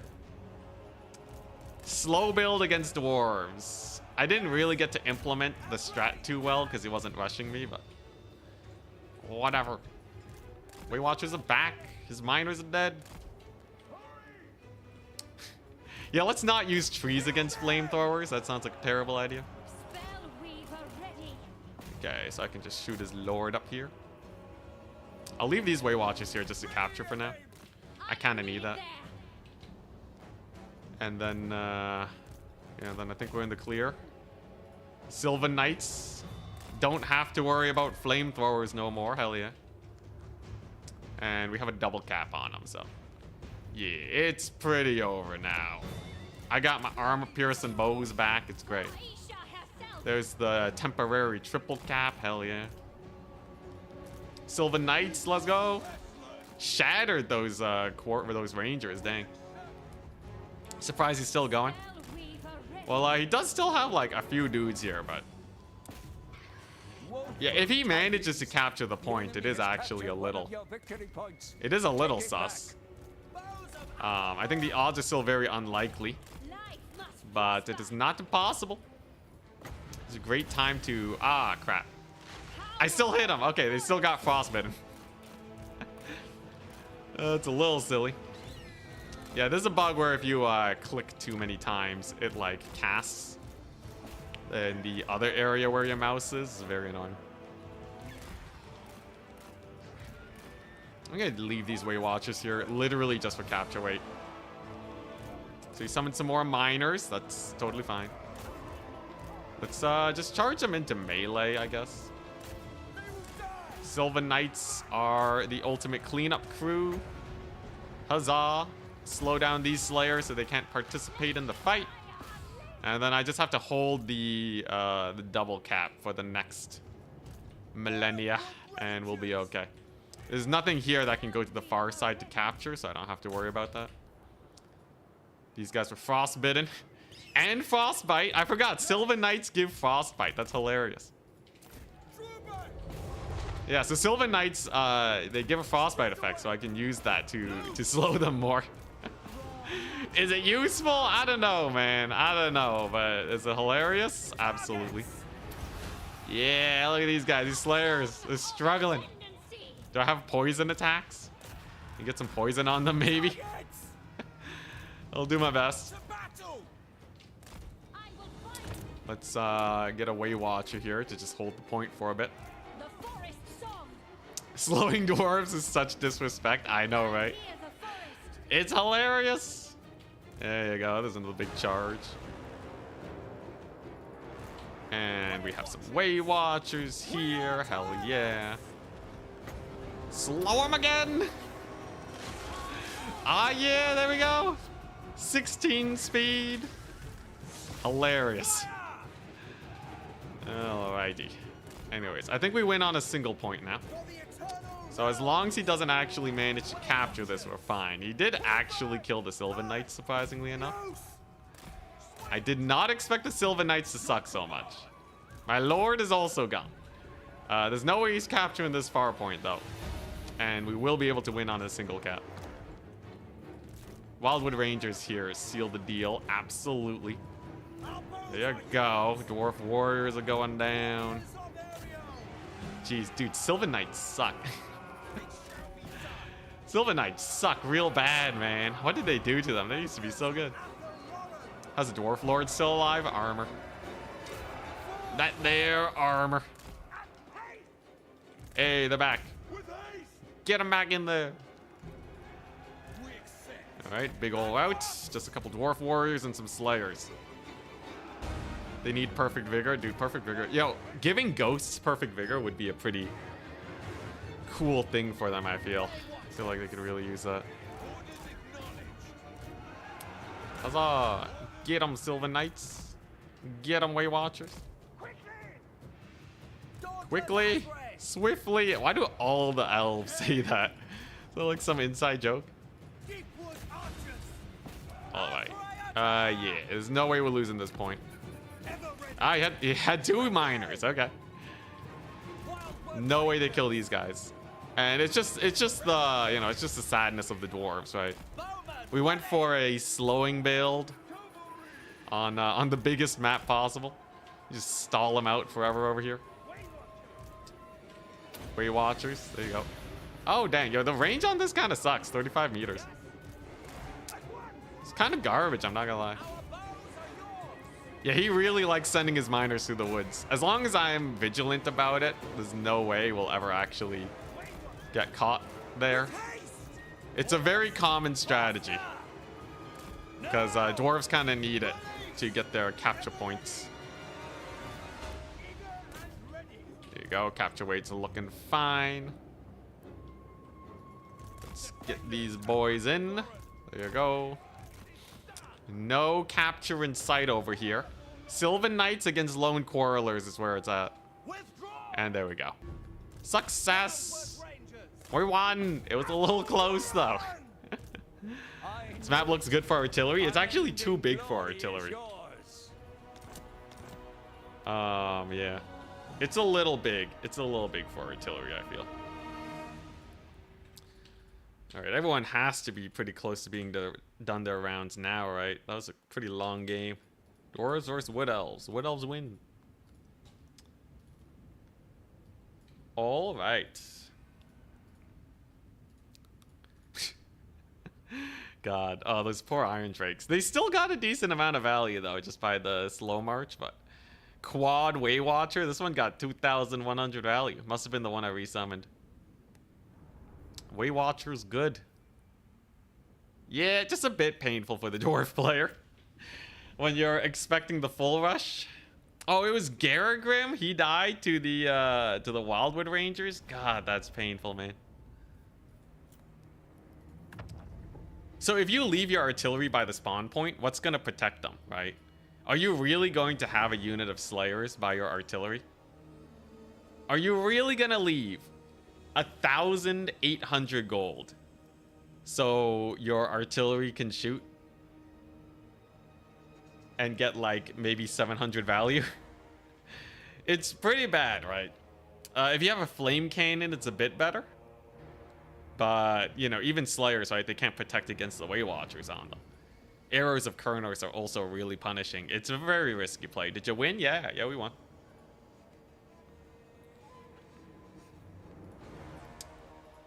Anyways, slow maxing, still feeling pretty good. We didn't implement it too much there, but I'm liking the rates of the Frozen Heart.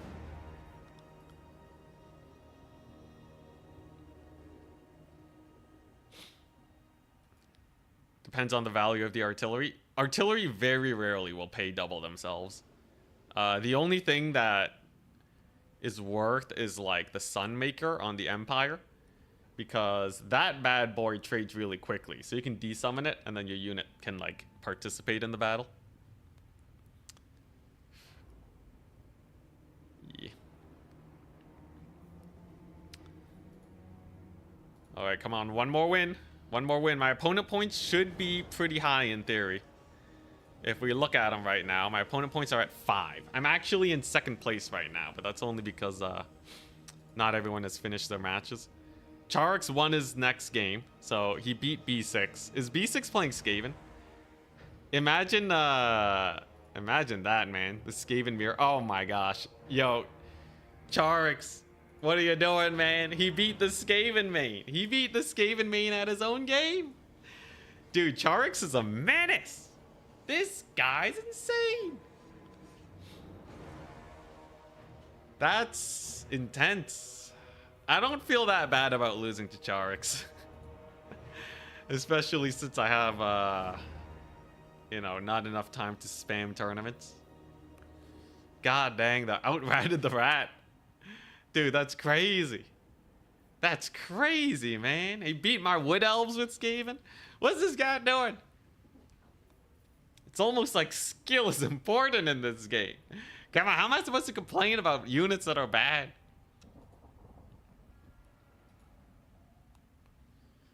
The worst part about Charix is that I know what the playstyle is. He's just doing it better. So it's not even like I can copy him. I know what I'm supposed to do. It's just hard, man. You have to have really good positioning. And you have to be really good at making the right call on when to dive and when to not. I'm not saying I can't beat him, but scary opponent, man. Scary opponent. What is this unholy abomination of a build? It's a slow max build. You have Awakening of the Wood, minus 45%. Melkoth's Mystifying Miasma, minus 70%. Put him in the trees. Spell Mastery, 20%. So that's minus 84% speed. Then you use the Curse of Onrir, which brings it up to minus 100 and, what was it? 114, was it? Somewhere around 114 speed. They can no longer move, and then, so you can laugh in their face, you Prey of Anathrema them, so that they literally can't move for another 16 seconds. Oh, and there's also Poison, which is another minus 15% speed. It's hilarious! It's hilarious, and despite that, I still got my units caught by Charix's dogs. God dang, man, what a beast. The 3-1 is inevitable. Oh yeah, and my tendency to, yeah, throwing my lords. I didn't throw my lord against Charix though, okay? I actually have a really bad habit of, like, not playing as hard as the battle goes on. My, like, rate of exhaustion is really high. So, like, I don't stay zoned in. And then if I have even the slightest of leads, I just start throwing. It's a really bad habit. It's a really bad habit. We'll shake it eventually, though, I'm sure. Yeah, it's purely, like, a bad habit thing, right? Like, I can keep the Lord alive if my life is on the line. But boy, do they die when I'm not stressing.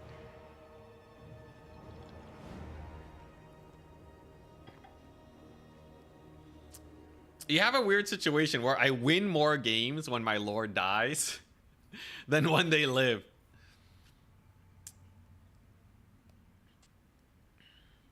We just have to wait long enough until you beat yourself up. Yeah, I will implode if the battle lasts long enough. It's pretty bad. Alright, nice. Next round starting soon. I just need Charx to win his next match. Very likely. He's gonna be facing Serica. So it should be fine. If I win my match, his opponent points should hard carry me anyways. In fact, if we refresh here, I'm in 4th place currently. So as long as I get to semifinals, we're fine. It's looking like Charx, Sampo, myself, and Apostate Prostate are highest. I assume it's going to be Charx versus Apostate. Means Sampo might not actually make it. Anyways, I just have to win this next match. Lose your lord early so you can resummon. That's like a legit strat. There's some Wood Elf builds that just take like a Spellweaver as their caster. And they're like, what are you gonna do? Lord Snipe? That's gonna cost me, what?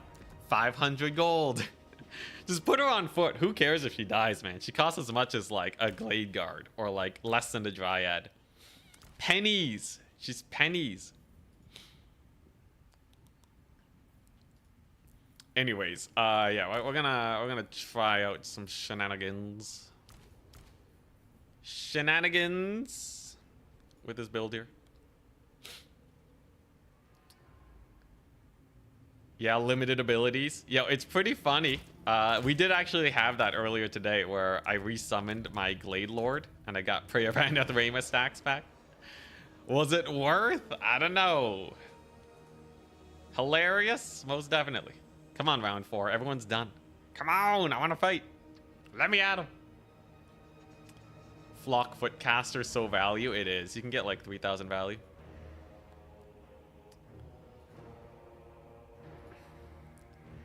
I really want to rematch Charx in the semifinals. Come on, just give it to me, game.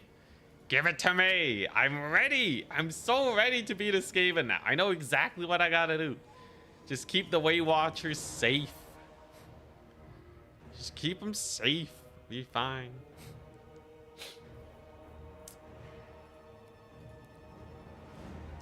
$1,150 on the Forest Dragon is such a bad trade-off. Like, technically, you know, it's a dragon. It is a dragon for about 1,000 gold. You know, it's not the worst. It's not the worst. Just Wood Elves don't really need a dragon. I'm telling you, if Dwarves had access to a dragon mount for 1,150, all right, they'd be the best faction in the game. Wood Elves? What are you gonna do, right? Everyone's gonna have a lot of ranged against Wood Elves. Dragons do not really do well against that. Maybe if people are spamming slow armored melee infantry, you can get some breath attacks, but then you need to like keep them in place with your infantry. Infantry are kind of squishy. You can net them though. You can net and then breath attack, but yeah, dragons work best against armies that don't have a lot of ranged. Maybe against Norska, I'll go for a dragon. What if Slayers on gyrocopters? I feel like Slayer drops would indeed be the best thing in the world. You have Slayers on the Thunder Barge. That's pretty good. Can Orion snipe weapon team models? No, his range sucks. He's rocking that 140 range. Sisters of Twilight can get some poking on. It's pretty slow though. They'd have to use all their ammunition to kill one weapon team. That's a very slow pace, not really worth. Goats win for Dowie. I feel like Dowie, honestly, now that they have proper anti-infantry, they're very nearly in a good place. Doomseekers put Dwarves in a way better position than they were before. I feel like Doomseekers, maybe Doomseekers just need a bit more of a buff, maybe? As a unit, they'll be slightly overtuned, but for the faction as a whole, they really need a fast, high damage unit. Yo, where the round 4 at? Okay, we're up against Adam TM. Yo, yo, my dude. The map is Haunted Vale. Haunted Vale. What else? Haunted Vale does have some tree shenanigans I can pull. That's pretty hype. Adam TM, I believe they're, okay, they don't have that many opponent points, but regardless, beating them will be very good. He says he's not looking forward to this. All right, he's Khorne. He's Khorne. Perfect. Perfect. All right, guys. It's time to cook. It is time to cook. He's Khorne. He's Khorne. Okay, so either I bully him here or we get wrecked. There is no other possibility, okay? It's... I'm pretty sure he gets wrecked here. But there's some builds. There's some builds that would actually be pretty spooky. Time to pin cushion. 100%. 100%. Let's see here. So, yeah, that's looking pretty good. Is this a matchup where I want a Forest Dragon? It's actually, this is a matchup where a Forest Dragon can actually get a lot of work done. Okay. And then I can get rid of, okay, spending wise, I gotta be a little careful. He's definitely gonna have doggos. I can deal with doggos though. Doggos are a non-issue. What I really need is to figure out how to balance out this build. Because some of these things are a little expensive, aren't they? Just a wee bit expensive. Will this do? I guess this will do okay. I have to make sure he doesn't just armor spam me. Armor spam is potentially a Bane backbreak type of maneuver, right? We can't just eat the armor spam. Though, I guess I have really good armor clearing infantry. Shielded Chaos Warriors into the sunset. I think that's a very likely option that he'll be going for. Let's see here. So, yeah, I'll take some more of these. Even more of them. I have my mobility. Other than that, I think Khorne's pretty adorable. Chump change faction, yeah. Is he gonna cav max me? Maybe he'll cav max me. That would be a good test of the build. How are War Dancers in this matchup? War Dancers are pretty good. They have anti-infantry. Wildwood Rangers are better though because they have armor piercing. You can't really go wrong there. Okay, everything's looking good. Mm-hmm.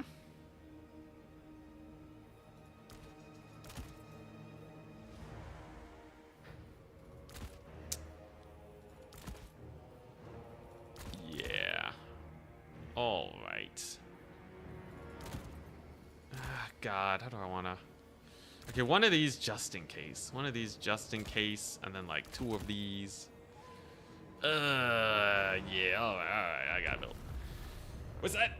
Look at these. It's time. What Elves versus Khorne, baby?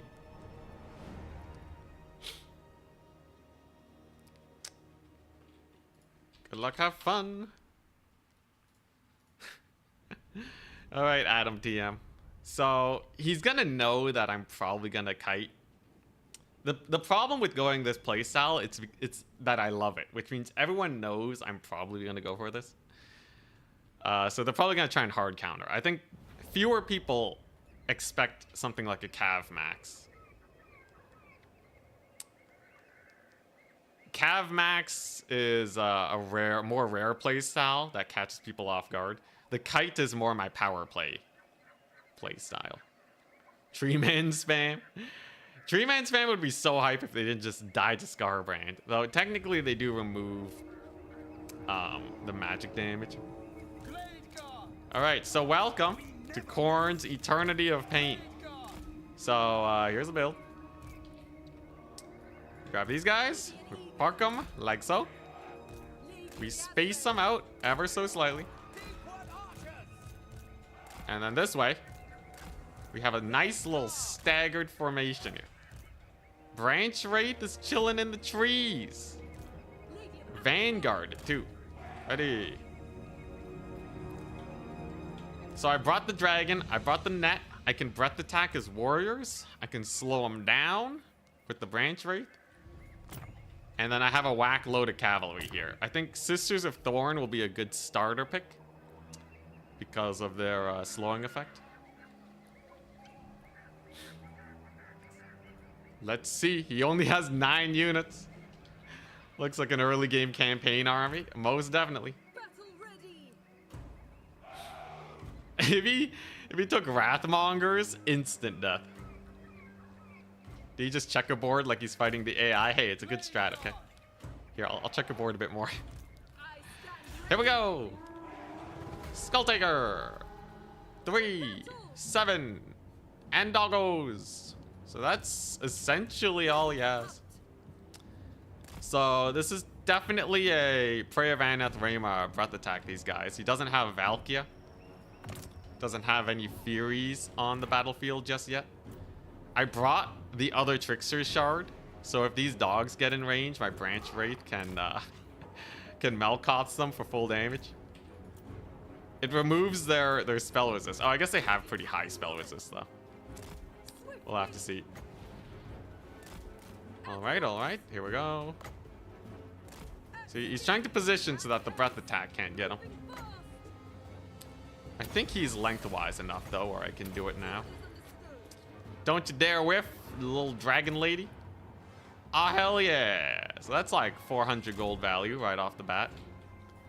Pretty nice, but we're gonna need to give him more pain and suffering here. So let's land a fat charge on them. Get a big ol' attack animation. Sisters of Khorne in the trees, exactly where they want to be. Oh. Here we go, Branch Wraith. There we go. All right, so how does that work? Yeah, the Melkoths. They have only 30% spell resist now. Huzzah! All right, now then let's get a little Arrows of Kurnos over here. Bully those guys a little bit. Nice, nice. We can use Curse of Onweir on his Cav core there too. They should not be a big deal at all. Keep it from the foe. Doggos are dead. The Melkoth's slow was impeccable. So let's just back it up over there. And then I gotta get ready for my big old curse ability, right? We gotta slow him down. We gotta slow him down. There we go. Nice. So that's gonna stop those warriors right in their tracks. Yeah, look at that. 4 speed. It looks like they're netted. Straight up. Could not even get close. Now he's gonna kill my Dryad probably. That's okay. Can I, come on. Come on. I really want to get that that murdering on his knights there. His Chaos Knights of Khorne. There we go. Wondrous. And we got a breath attack on him. All this so he could kill one Dryad. Dryad will come back, so we're not too worried about that. There we go. Solid. And then once these guys are down, we wheel about. And then slow them down. So, Curse of Onrear. There we go. Plus poison attacks. So they're rocking a solid, like, no speed whatsoever. It's working! It's working! They are going to get a charge off, but they're already basically dead at this point. Very nice. And then I just start kiting back here, right? Holy crap. That's actually insane. Those poor Chaos Knights. What are you supposed to do against such reckless hate? Brutal. Absolutely brutal. Now, we're still going to have to kite back just a little bit. The terror out goes hard on them, though. That was a very sad charge. Dude, they didn't even get anywhere, man. They just like, they just walked into me. They didn't do any damage to my guys. It's true. Holy crap. That's a wombo combo and a half, man. That's a disgusting combo. Oh my god. Yeah, here come the Furies. But like, everything's dead, bro. Everything's dead, and I'm gonna net his Lord in a second here, and then just gun him down. And then just massacre his poor face. Goodbye. Prepare to be executed by bowfire. And a breath attack. I don't even need the breath attack. He's dead, man. It's over. Oh, there we go. Yeah. Glorious. You have killed an enemy lord. Jeez, man. Jeez. What is this brutality? All right, we're still gonna have to kite back from these warriors, though. Rip. This is such a gross build. It's such a gross build, man. And the thing is, you don't expect it, because like not a lot of people go for like slow maxing. It did happen to me once, which is why I wanted to try it out, but yeah, no one expects the slow spam and your knights to just stop moving, you know? So you commit them to a fight, and then they die, and then I get a win. Like, I think if we replayed this, he would have a, you know, a much better shot. All right, sick. So a little breath attack and a charge to get these guys routed. All my guys do magic damage, by the way. So a unit like Furies is not going to do very well. Now I have my caster back with lots of winds of magic. There's the mass route. And he is army wiped at the 6-minute mark. He has nothing. He has 8 units left. 5 of them are routing. Oh my goodness. He barely caught any of my range units. Wow. Wow. That's hilarious. All right. I like it. I like it. Oh man, these builds make me feel so good. Does not feel good for my opponents. He couldn't do anything. Oh boy, 300 value. Jeez. Oh, he had chosen. He had chosen. Oh, look at that. I didn't even realize he had chosen. That's hilarious. Brutal. Yeah, he brought chosen. Oh, I didn't even know.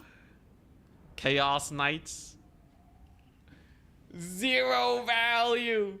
How did they get 0 value, man? Holy crap. They got into melee. Their charge was so lackluster. They didn't even do damage. How would Khorne counter this? Definitely more infantry, more marauders and such. Marauder spam is your best hope, I feel. Lots more doggos. Cav when they get buffed. Maybe it was the other Chaos Knights. How'd they get 0 though? Or I guess I netted them and I shot them to death. These were the ones with the weak charge, right? They weren't summoned? No, they're injured, man. They're injured. And he definitely had 2 Chaos Knights. I think they died too quickly. Everyone's forgetting. Yeah, no. I think this is the one I netted and then focus fired. After I killed this one with the slows.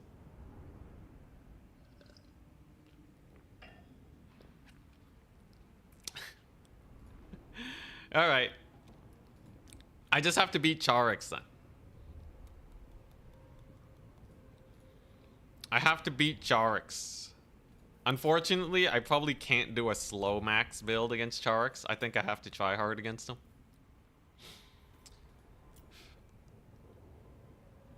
My cavalry micro leaves a little bit to be desired too. Charix knows your build. The new build, it's fine. What's it gonna do? Hard counter it? Yeah, we'll have to try hard. He's been winning too much. We can only meme on him every once in a while. Once per tournament, and then we try hard in the semis. Let's see here. How much? Yeah, 1,500. Yeah, Dragon's worth it against Khorne for the breath attacks for sure. You kind of need it to chunk through the warrior spam. Let's see, our arm piercing did great. Oh man, I love the pseudo net though. The pseudo net against that one Khorne warrior, that was perfect. That's what I was trying to achieve. He countered your 3x Blood Knight build with the triple Phoenix Guard. Yo, the Phoenix Guard aren't even the hard counter there though. Not really. Like, okay, yeah, I can't like charge them, but my big misplay was just not bringing a counter to his Fireborn. Had I done that, it would have been way closer. Something to kill Altharion too. You know, and I can do that while still rolling out with the triple Blood Knight. It's true that he definitely will try and tune his builds to counter my playstyle. So, something to consider. Regardless, his Skaven build was not a hard counter. He had Globadiers, which are a standard anti-rush tool. So I think he was actually pretty ready for a rush also. I think I'd have to be much more worried about... I just gotta play well against a Skaven. Like, it was close enough for a rematch. I think we win. Should Elves get access to Frost and Tempest magic? I think they're supposed to have a lot of magic in lore, right? I feel like they should have closer to what the High Elves have. But I don't want Wood Elves to just become High Elves. So their lack of magic does kind of make them a bit more unique. Because you kind of have to make do with what you got. Yeah. And technically they have Ariel, but she doesn't count because she sucks. What? She has a regrowth. She has a regrowth. She has the Dart of Doom. Makes him 25% weaker. Acorns of the Oak of Ages. Yo, extra slow? Hilarious. The problem with Ariel is that she costs 1,150 baseline. And her stats do not make up for that. Once you start going like, you know, you're like, I want some greater arcane conduit. Let's take Apotheosis and Soul Stealer. And then I want the heal. And I want the Dart of Doom, Acorn of Ages. Whoa. All of a sudden, she costs as much as Archaon. And let me tell you, Ariel is not Archaon the Everchosen. Archie is... Although, I will say that physical resist is pretty high. But she doesn't have the armor or the speed or the AP or the stats, really. Her melee stats are okay, but nothing crazy. She does cause terror, but... Yeah, if you just look at it, she's a worse Archaon. She's a worse Archaon. Worse magic. Worse stats. Although, I guess if you cut all these abilities, she's only 1,600. I don't know. Maybe if her magic was really good, but it's 1,600, man. She's also a huge target for shooting. Sad. Sad, man. It's sad. Charix won, so my opponent points, my Swiss points, are both very high right now. That puts me directly below Apostate Prostate. But no one should be able to beat my opponent points.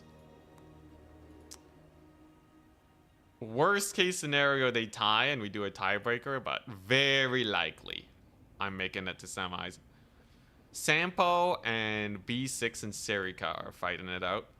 Serika's opponent points are pretty low. B6 is actually quite high. So if B6 wins, he might get 3rd place. I might get 4th place. And then if Sampo wins against Rusto, there's a non-zero chance that B6 wins and gets 3 Swiss points and higher opponent points than me, and Sampo wins and he manages to get more opponent points too. That would be pretty sad, because he lost to Apostate Prostate, who lost to Charix. I lost to Charix, though. Did he also lose to Charix? No. So, I don't know. I don't see how his opponent points could be higher than mine. Though you never know. Total Tab would be janky. Soul Stealer? It's not that good anymore. And it's a healing ability. But Ariel's not really a fighting character. If you could take Ariel as a Lord, maybe, because then you can get the Lord caster combo. But like, in today's meta, 500 gold Lords are just way better.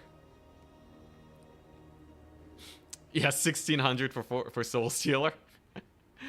Oh, God.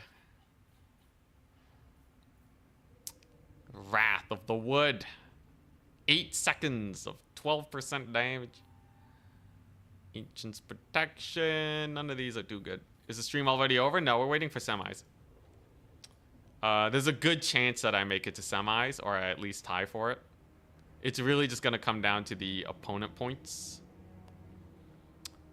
Generally, the opponents I've been playing have been slightly lower on the opponent points. So that might screw me over. I don't know exactly how this system works. I just hope that, you know, if it's close, we tie, and then I can play in the semifinals. It'd be really sad if I lose to the guy with 4 wins and I don't make it to semis. That would be the fattest ripoff I've ever seen, man. It'd be a fat ripoff. Come on. Opponent points are the sum of all your opponent's Swiss points. Oh. Okay, so then if you win, your opponent points don't go up then. So, okay, that's not too bad then. That's not too bad. So you're telling me if B6 wins, he will have more opponent points than me. But if Sampo wins, he's tying. That's not too bad then. 10 pull-ups for every loss. I need to get a pull-up bar installed. It's just this apartment. I don't want to damage a door frame. I can do pull-ups though. I went on the machine. I can do like 160 like this. Like, yeah, I can do like 160 with the pull down like this. It's pretty high. I think I might have peaked at 170. Oh wait, no, it's not like that. It's like this, the easier one. I think I can do 170 like this. Rock climbing for the win. Yeah, the rock climbing, man. Redeem squats? God dang it. I can't do squats. All I do is climb. It's arm day every day. 1, 2, 3. Oh boy, 4, 5. You gotta do squats with me, guys. You gotta do squats with me. It's, you know, we can get ripped together. End of the year, Rip City. You don't strike me as the heaviest of people? Oh no, I'm actually slightly underweight. I need to pack on more pounds. That's why I'm exercising. 2, 3, 4, 5. All right, what are we looking at? Danican lost. Okay, it's still on Serika and Serika and Sampo. 2. If you win your first 3, you're very likely to make top 4. Yeah. Can you do pistol squats? Hell no. Wait, let me see if I can. I gotta balance, right? Hey, yo, I actually did like a half pistol squat. Can I do that with my left leg? Oh god. Yeah, I can do it from like maybe 45 degrees. Oh god. Hey yo, I can actually do it. Yo, have I been squatting enough? Yeah, yo, look at this. Get my leg right. Oh god. Oh jeez. Yo, that's hard, man. Yo, that's hard. Ah. I gotta keep my back straight. Oh jeez. Oh god. Dude. Dude, that's hard, man. Yo, these squats have actually been I've only been doing squats because of Twitch chat. Holy crap, that's hard. Yeah, no, I can't do the full range. I can't like sink to like the full flat. My legs like about like it's slightly bent. If I go lower, I'm gonna die. Oh god. Basically a bloodthirster build now. The dream. Hard is good though. Yeah. I should start practicing pistol squats.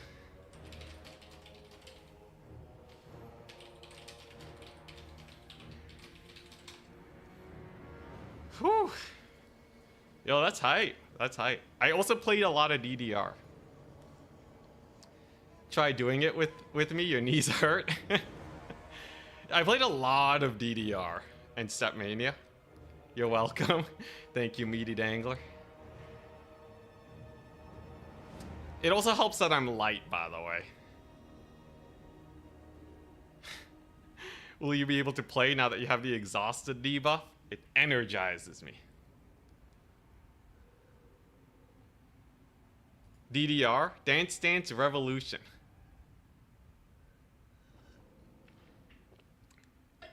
Do you not have Dance Dance Revolution where you guys are at?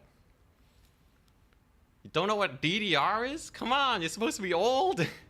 It's an old game. When did DDR come out? 1988.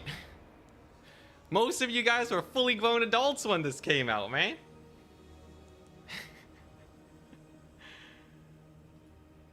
Let's see here. You know, there were multiple versions. When did DDR5 come out? 2020? Most of you guys were also fully grown adults when this came out.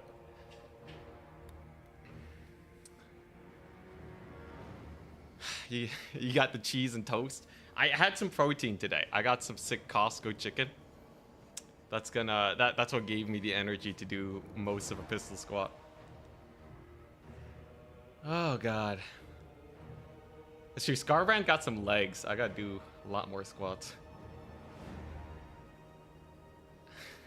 Some of us were so old we ignored it by then. Oh god. Anyways, yeah, it's an arcade game.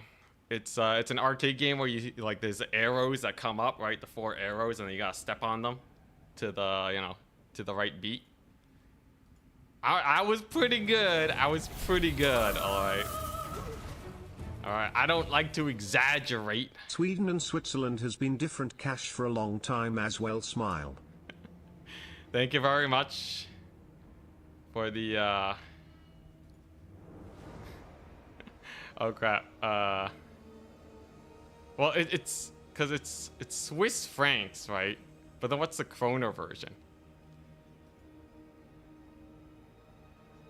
Oh god, wait. Sweden, because it's Swiss francs and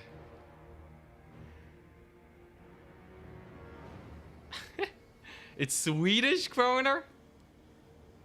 Ah, god. It's always franc. Yeah, I know this one's a kroner, but because there's a K there. But I'm like, wait, is it? Wait, SEK. Currency. Swedish krona. Okay, all right, we're good. Yeah, it's Swedish, not Swiss krona. Yeah, and it's krona because like,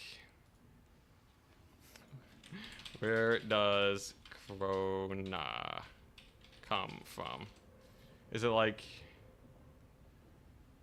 let's see here. History. The introduction of the krona, which replaced the riksdaler at par, was a result of the Scandinavian Monetary Union. Okay. Which came into effect 1876 and lasted until the beginning of World War I. The parties to the Union were the Scandinavian countries. Okay, yeah, so kroner, Scandinavian. Boom. Easy peasy. Easy peasy. We got it. Swedish kroner. And it's Swiss francs. If it's S and ends with C, it's Swiss francs. I mean, wait, no. Crap, what's the... No, that's wrong. Swiss? No, is it? Start with C? Swiss franc abbreviation. CHF. Crap. If it starts with C and ends with F, F means franc, C means screw you, it's Swiss.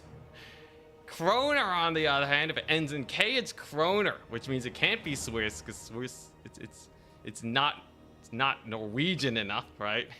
It's not what was it? It's not part of the Nordic crew, right? And then boom, done. Finland used to have marks. Complicated, man. It's complicated.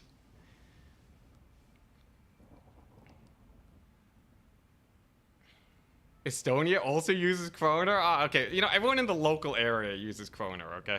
That much is easy enough. Yo, are we in top 4? We made it.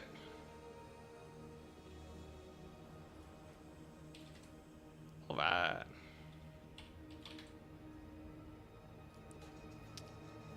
We need some spectators.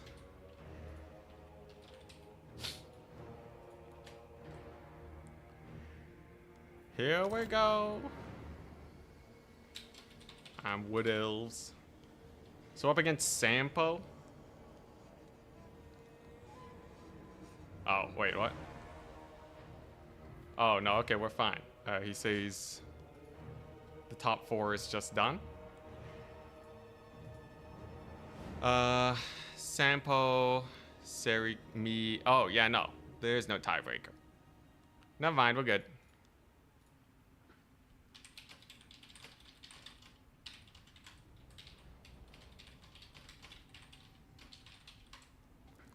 Huzzah! I made it. So I'm at 9 opponent points. Sampo's also at 9 opponent points. I'll take it. Apostate Prostate with the 11. Losing to Charx. Crazy.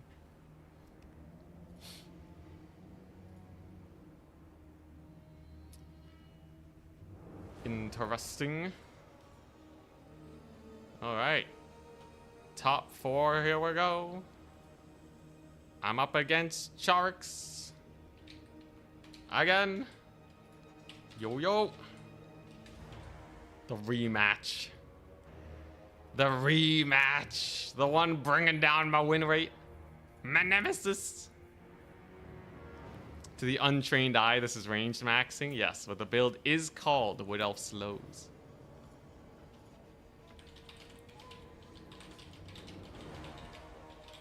Okay, let's see if Nerd War Room wants to cast this. It looks like he does.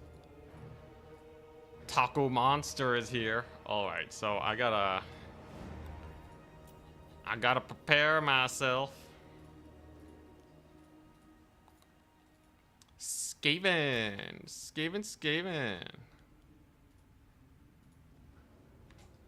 Glade is the map of the Everqueen.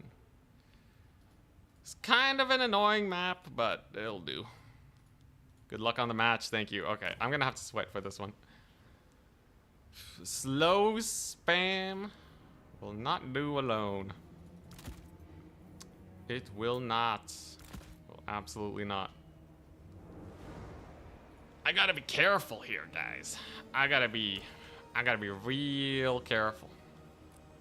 One misstep means instant death. So I'm just gonna ready up with Reckless Abandon. Let's go get him. What's the worst that can happen? Should probably get at least one more of these. Okay. You know what? Sure. All right. What's the worst that can happen? Here we go. Would elf have anti-large cab? Yeah, Wild Riders. Wild Riders do great versus Doom Flayers and the like. Don't have to worry about that one.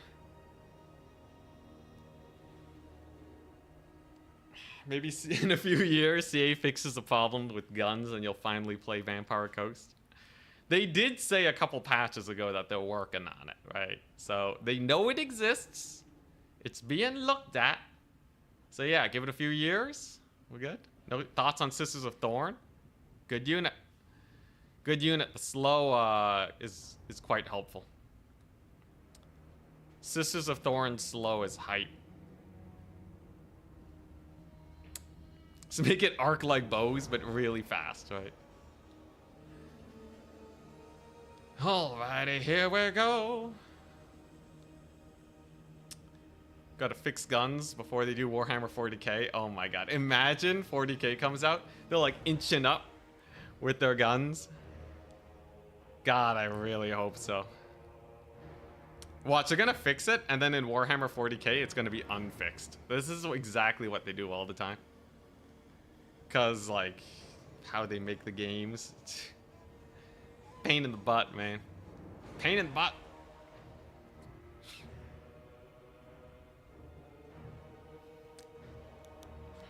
Gunfire already has arcs. Yeah, but like not like a, you know, not like a sharp arc. Bullets still fall. They still got gravity. Imperial Guardsmen with no gunfire, worst faction in the game for sure. All right, Charix, show me what you got. He's making a build. He's figuring it out. He wants to know. He wants to get something. What's the current problem with guns? Line of sight is a little janky. So units that are pretty close to getting line of sight will sometimes not shoot. It's a little inconsistent. But the worst part about it is that when you right click to give an attack command and a unit doesn't have line of sight, they're coded to walk forwards about like 15 meters. Which is bad because 1, it breaks your formation. 2, it gets you closer in melee with the thing you're trying to shoot. I don't know why. I don't know why they walk forwards. You know, especially when it doesn't even let them acquire. If it walked forwards, but they would 100% be able to shoot, sure. But as it stands, they walk forwards. They still can't shoot, and then they'll just sit there trying to shoot. It's painful.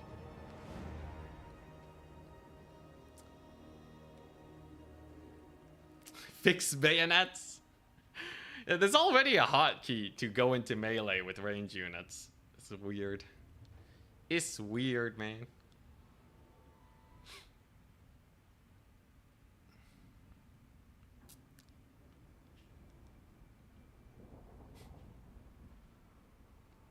Did you play Empire Total War? Nope. I joined around the Warhammer 2 mark. I caught that Warhammer train. Golden Age. So I'm pretty fresh blood.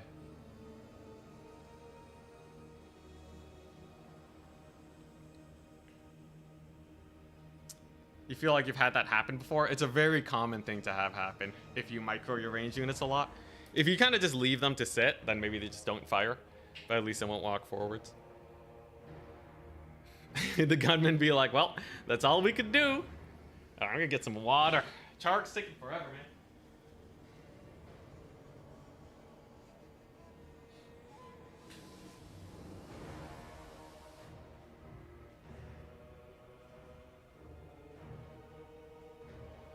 Yo, my legs are noodles. My legs are noodles, man.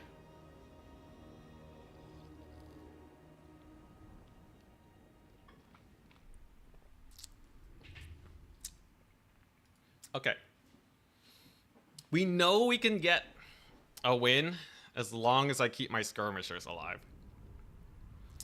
Nothing matters more than keeping the skirms alive and shooting. If I can do that, don't have to worry. You're toast. Thank you for your vote of confidence. Here we go. So, double Waste Stalker. Kill off his silly weapon teams. Triple Wild Rider. Keep these guys alive. Ready, good luck, have fun. A Lord with Malkoths. Loric's Blessing. Channeling Staff. All of that so I can kill the weapon teams.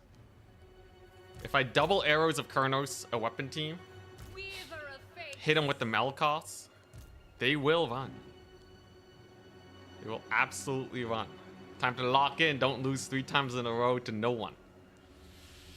Fingies crossed. I think I already lost 3 times in a row to Charix. He's had a good win streak against me.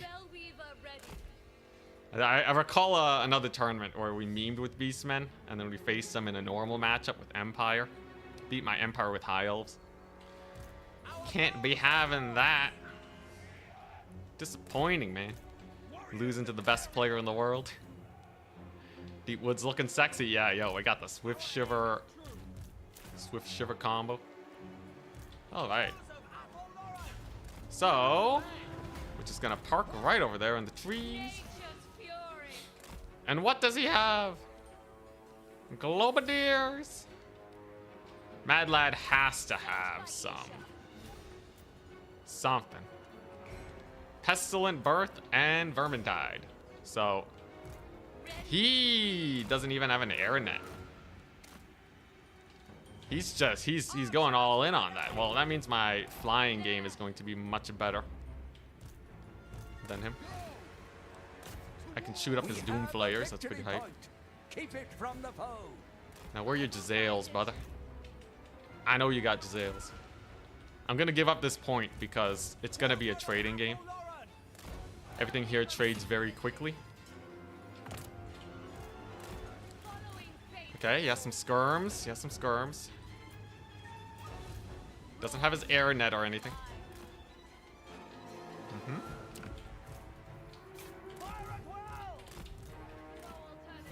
Okay. Yep, there you go. There's his dudes. Deathmaster Snickage. Okay, interesting. Very interesting. All right. Well, they're gonna eat a pepperine of arrows. Very nice. There's waste. Yeah, there goes Arrows of Kurnos 1, Arrows of Kurnos 2. Nice. Nice. That's exactly what you want to see. Brings in another weapon team. Ain't no problem. Yeah, let's just keep pulling back. So, yeah, we'll Malkoths this one. As long as my Lord doesn't get caught, I'll be okay. I just have to keep on walking it back here. The kiting will go hard. There's his doggos. All right. Lord needs to live.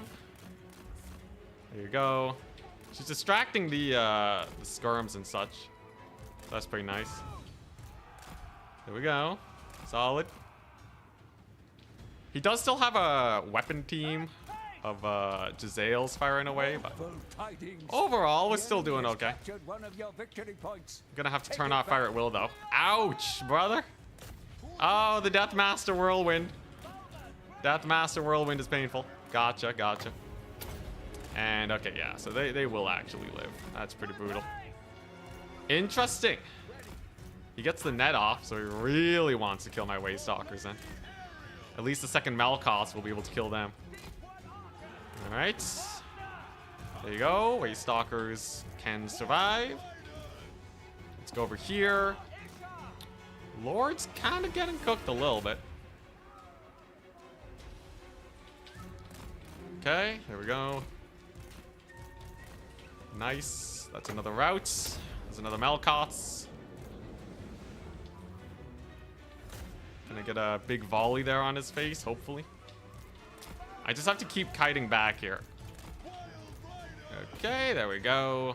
Nice, nice. And now we have our Sylvan Knights to hit up his backline. He's going real hard here on the push. I have a lot of cavalry now. I I feel like they'll be able to do all right. Lord is alive. She'll be okay. And then I can start using my Sylvan Knights to run them off, right? That's pretty good. There's my Arrows of Khorne action popping off. Very nice. We're trying to stretch his micro thin. Okay, there we go. Arrows of Khorne doing pretty good. Nice, nice. Let's go over there. You chase them off. Sylvan Knights are cooking. Sylvan Knights in the back line are actually perfect for this situation. And yeah, he has the capture points, but that's about it. Big ol' route over there. Nice. Most of my range units are alive too. Snickage is nowhere to be seen just yet. And look at that. Sylvan Knights are cooking. He even lost his flares. That's pretty hype. Okay, he does have an artillery piece here, but he actually ended up friendly firing a little bit. That's pretty painful for him. Here we go. Backdoor advance on his little dudes. That'll be good. Big ol' route. That's huge. Okay, Sylvan Knights are coming on in hot. That's a giant route. Oh my gosh. Okay, that's pretty nice. Pretty nice. Should be able to route these guys off. Sylvan Knights has got to countercharge the doggos. Get them out of here. That's a massive route and a half. Sylvan Knights are doing okay. And I'm just going to get more cavalry, man. I really just need more cavalry here. If we're going to survive this, we need cav. I'm not going to get debated by his skirmishers again. That was pretty painful last time. There's a big old route over there. So let's hit up his Globadiers now. And yeah, so far it seems like the cav maxing is going pretty good. His plate claw catapult's defended. So I'm just going to hit it up with the thingamajigs. Snickage shows up though. Snickage is on my tail. All right, all right. Let's pull him back. Plate claw catapult taking some heat. And my lord lives. She lives. How glorious is this day? Oh my goodness. That's very good. And I get the capture point over there. And we're gonna have some big boys. Yeah, this time around we played way safer. And just let them overextend, right? I think that was the big play. So those are just Skaven slaves, not a big deal. His plate claws are brutalized right now, and then I can just escort these guys off the battlefield. Long as my lord doesn't die, we're good. And then I just have to not commit my forces to his summons, who would otherwise outtrade me. This is why the cav spam is so good. Just a couple summons. There we go. He did bring in something moving fast over there. I'll have to be careful. Fleetwood scouts are in though. Alright, what'd you bring? Oh, just some clan rat spears. Okay. He actually didn't lose a lot of artillery pieces though. Kind of spooky. Let's see if I can get a little bit of a back door on him. I still have to be ultra careful with my lord. But as it stands, this is definitely a good position for us. I just have to keep up trading. And not throw, right? Let's finish off that assassin over there. These guys are doing fine. Alright. Backfield is looking good. His artillery piece I really want to shut down, but sometimes you can't get everything you want. You can see, by leaving it there, he's playing really defensive to try and keep it alive. And that's actually going to buy me more time here, right? His rat ogres are getting debated by my movements. So it's actually not too bad. Here we go. A little bit of a route. We do have a double cap on him. You can see he's really trying to keep that artillery alive. So no way Death Master can do anything here. Just some clan rats. Yeah, there we go. I gotta be real careful that he doesn't use this explosion on me again. That was very painful last time he did it. A little bit of a speed boost. These ones are just summons. So I can back up, hold fire against them. And we're gonna use our Dryads here. We're gonna use our Dryads to clean up shop. His artillery piece we're just gonna ignore for the next little while. His Night Runners I'm gonna shoot. We know our cavalry's not especially efficient against them. Although in the trees, this might actually be a pretty good fight. Let's not waste our time with those clan rats. There we go. Malkoth's a rat ogres, actually. Alright, we got a decent cav charge against the skirms over there. You can see him getting into position. There we go. I think I can actually give up this point for just a little bit better trading. Because I think I can actually capture his far point right now. I think I will do exactly that. Lord just needs to stay alive. She just needs to not die. There you go. Alright. A little decent engagement over here. He is slightly out of position. I have to be super careful about Deathmaster Snickage. Straight away! Despite everything, it's not over just yet. I'm gonna need to actually get some normal archers here. Because I don't actually have anything to force him forwards. And normal archers are the perfect option for that. Because he's playing hyper defensively right now. To try and value trade. And that's... he cannot do if he's getting peppered to death. Here you go. Cavalry is doing great. Waste Stalkers are still in there. Rat Ogres I'm just going to ignore. They're a pain in the butt to deal with. And there you go. Just like that. Capture point acquired. Hell yeah. Victory point is ours. Archers are here. That's exactly why we had these archers. Jeez Louise. All right, there we go. Malkoth's the doggos. Get them dead. Ignore those plague monks, man. As the more I can ignore his summons, the better. I'm actually almost running out of units to bring onto the battlefield, so I'll get rid of the Sylvan Knights for that. His doggos get murdered. Will he get the D-summon on the artillery piece, though? I think he will. Good play on his part. Charix is a beast, man. He's such a beast. I can't believe he actually gets that D-summon. Alright. But can he actually get this point? I have a lot of dudes coming on in. All you have is a couple doggos, man.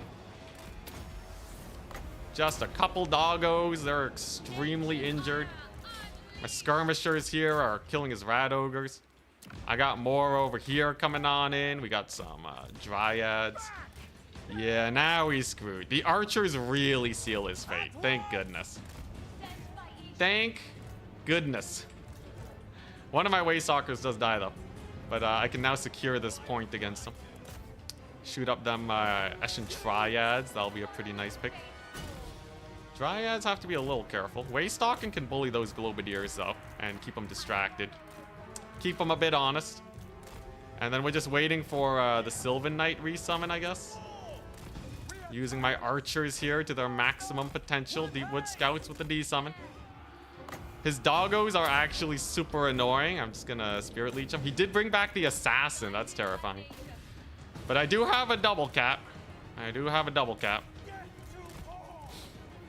Come on, Deepwood Scouts. Get out of there. I don't have that much left here.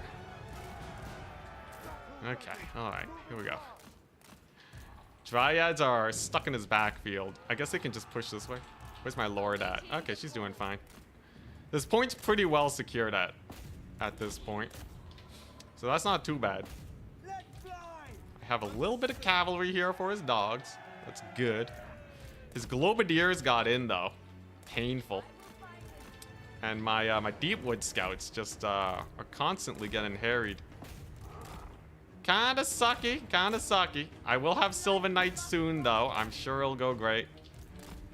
Here we go. Finally, Sylvan Knights. Oh my god. Took me a hot second, but we finally got there. Alright. Sylvan Knight cleanup crew. Doesn't get better than this, right? So I can run away here and get some work done on him. Snickage is not the biggest issue. Even with the net, I can just pull away here. And the Sylvan Knights can probably just brutalize the Rat Ogres. I just have to make sure he doesn't snipe my Lord with any of his skirmishers. There we go. Pull back with the archers. Okay, alright. And the Sylvan Knight push into the Rat Ogres should kill them. If they don't, God, then they suck. Then they truly are the worst cav, but that's a pretty nasty route. And he's going to be trying to capture that point because he knows he has to. A little bit of infantry summon should do. Sylvan Knights against the doggos means that they have terror. Oh, finally. Jeez. All right. What a terrifying match, though. Pun intended, because I have Sylvan Knights. Okay, Snickage is going down. Thank goodness. And the resurgence of the Wood Elves continues. Thank goodness. Thank goodness, man. Thank goodness for these archers. Without them, we would have died.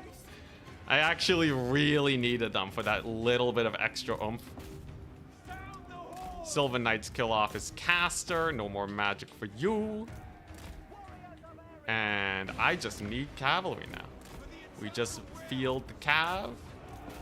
Shove him off that point. My lord lives by a tiny amount. And just like that, the mighty Charix falls. He makes my life so much more interesting, doesn't he? He certainly makes things a lot more interesting. What a menace, man. What an absolute menace. I'm gonna snipe his lord now. I'm gonna snipe his lord now and get some juiced revenge on him. Jeez, man. Jeez Louise. He makes me fight so hard for these victories. Anyway, Snickage is dead. The assassin gets assassinated. And it looks like we have a win. Very close, though. Very, very close. Stupid close.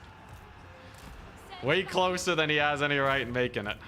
But that's what happens when you are top player material. He taps out before Snickage dies. And we secure the win. GG, well played.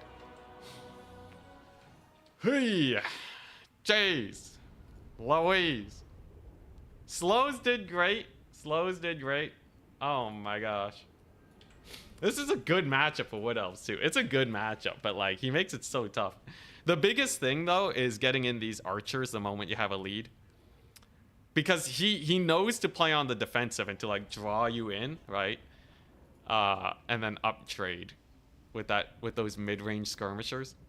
So you bring in these guys to hard carry. Jeez, though. That looks stressful. It was. Charix is insane. He's insane. I only won this because it's a favorite matchup. I would say he played better than me. And that made up a lot of the faction differential.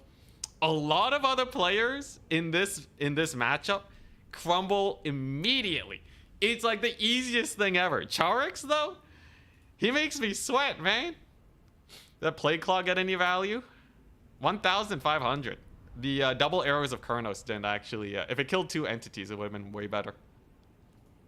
It did friendly fire a bit, so it wasn't perfect, but... His Night Runners are such a pain in the butt, man. Such a pain in the butt. You can't catch them.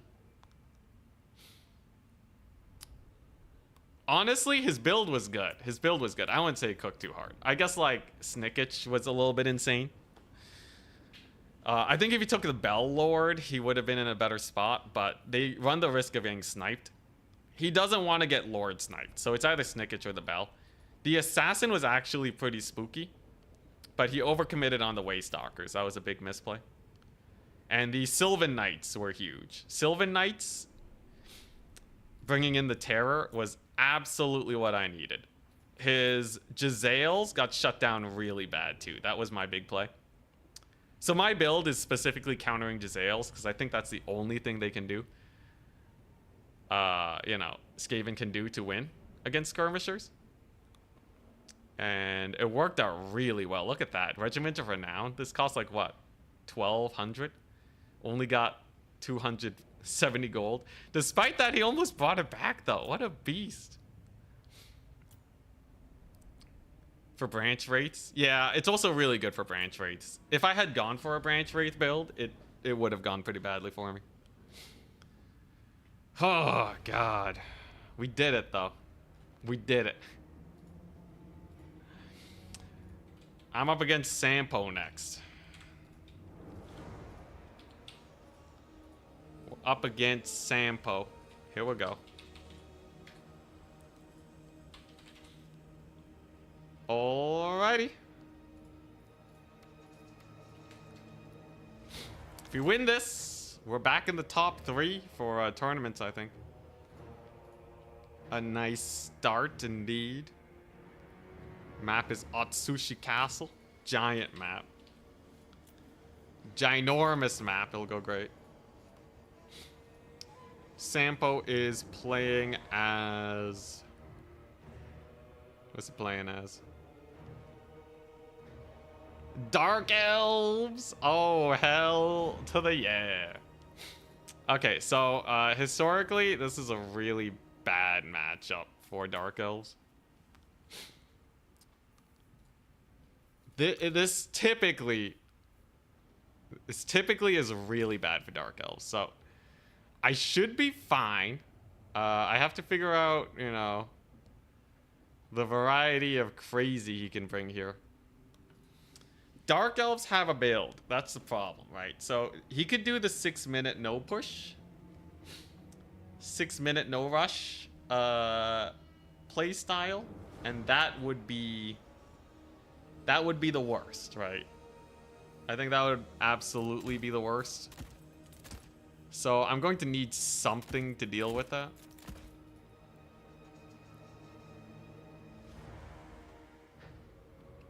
You managed the Doomflayers better this time around? Yeah.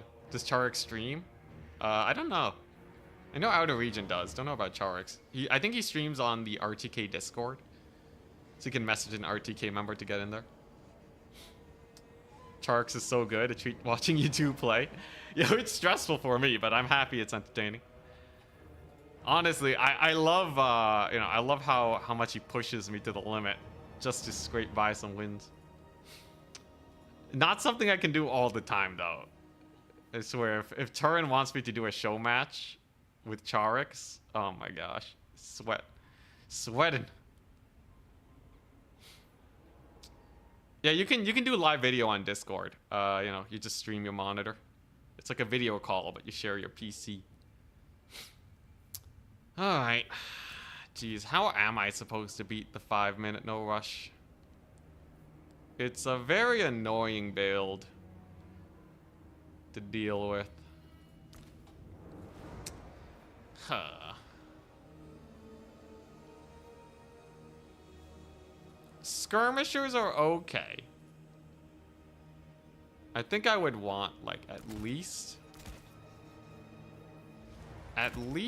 one skirmisher.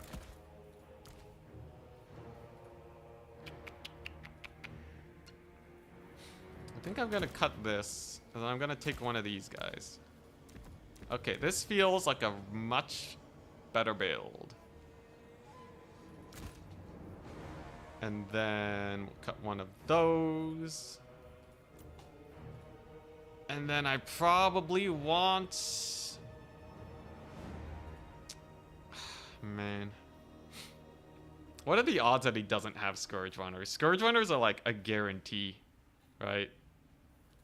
It would be insane for him to not have Scourge Runners, I think. Like, Glade Rider Hagbane tips are good, but Scourge Runners are such a pain.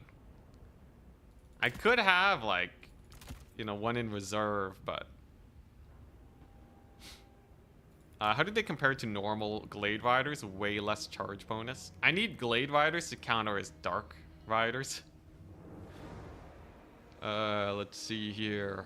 His Elite Cavalry I have solutions for. That's a non-issue.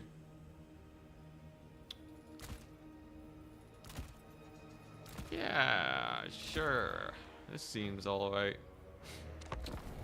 Dark Elves should have a pretty hard time versus, I think. Warrant Scourge Runners get absolutely punished by nets. He can play it well enough. But typically, Wood Elves have a pretty good time here. If he can stay outside of the range of nets and kind of poke my cavalry.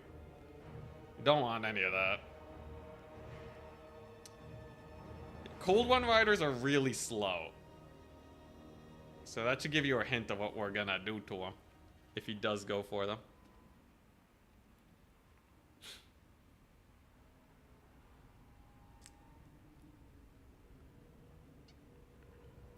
This is a classic. This is a classic matchup.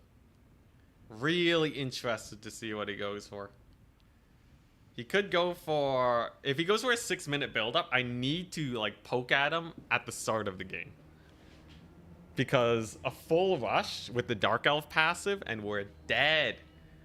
Omega mega dead. Doomfire Warlock spam. That would be pretty insane. They're fast. They take a lot of damage, though. And here we go. Can we win a tournament? HRX, what's up, man? Yo, your Skaven play's getting scary, man. If Skaven versus Wood Elves was a better matchup, I think you would have crushed it. Harpy Air Brigade, perhaps. Harpies are not the best, though. They kind of died to Cav. Only Harpies? A true rat, man. Yo, I saw you beat B6 in the mirror matchup. Gross, man. Gross. You beat the Skaven main? I need to lose it. Yeah, I was saying that too. The person that loses before the semifinals wins the semifinals. It's hilarious. It's like that extra practice that you get, right? Oh my gosh. I'm happy that you also realize. Anyways, we're doing the max slow build against the Dark Elves. Prepare yourselves, people, for the most campaign build you've ever seen. I'm a checker box. It'll be great. I got a position like so, because we're probably gonna have to fight over here, right? So like I should just preset my formation. There we go. Gotta go fairly loose. As long as they can cover each other, it's fine. Ready. He has 16 units. I have one Way Watcher to poke him. Because he might not expect a Way Watcher when you have a starting build like this. He has a Supreme Sorceress of Fire with a Burning Head. Interesting. He has some infantry. Okay. Honestly, the Scourge Run is not the worst, but I don't think it's the... I think Arrows of Khorne is still good against them, right? Just to get them softened up, you know? Just to soften them up. You know, just to bully them. Just a little bit, you know? Jeez. Jeez. These poor chariots, man. Alright, well, they're dead. That was pretty nice. Gets a Burning Head on the Way Watchers. Doesn't actually matter that much. It's a fairly high HP. Gonna have to dodge that Burning Head, though. Very close, but we got there. Jeez, alright. Alright, nice. And then we posture over here. Push up just a smidge. The Way Watchers, yeah, they're full routed. So that's 950 gold down the drain. And I can get some cavalry here. That'll be pretty fun. And we're just gonna fully pull over this way. I think that's gonna be the best way to go about it. If he retreats, I'm going to Awakening of the Wood him, so that they cannot escape. There you go. So that's a very expensive unit now. Well, not a very expensive unit, but it's you know, it's a pricey little unit that's just gonna get caught up by the Omega slows, right? It's not the most pretty situation for them, because my guys can shoot on the move. He is getting a bit of a surround, but this is why we have our boys to summon on in. Here it comes. Here it comes. And I'm just gonna pull back from him as soon as possible. There you go. His Dark Rider's dead or routed. He gets a Burning Head. Doesn't actually kill any entities yet, though. And I can use my Arrows of Khorne. They just get routed off the map immediately. And there go those Dark Riders, too. Nice. He still hasn't really killed any entities, though. Another Burning Head would definitely get the job done. So we must be wary. But you can see how good that slow is, right? Because he would have been able to collapse otherwise. But because of the slow, I was actually able to catch his units. And because we're already up trading, I don't have to be that efficient with my magic. Definitely has a really wide build. I can actually go for yet another archer here. Because I don't think you can actually push this.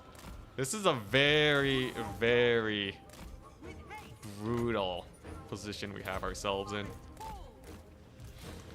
Like, the Wild Riders are just cooking, man. They're having the greatest time of their lives. There's his Cold One Knights.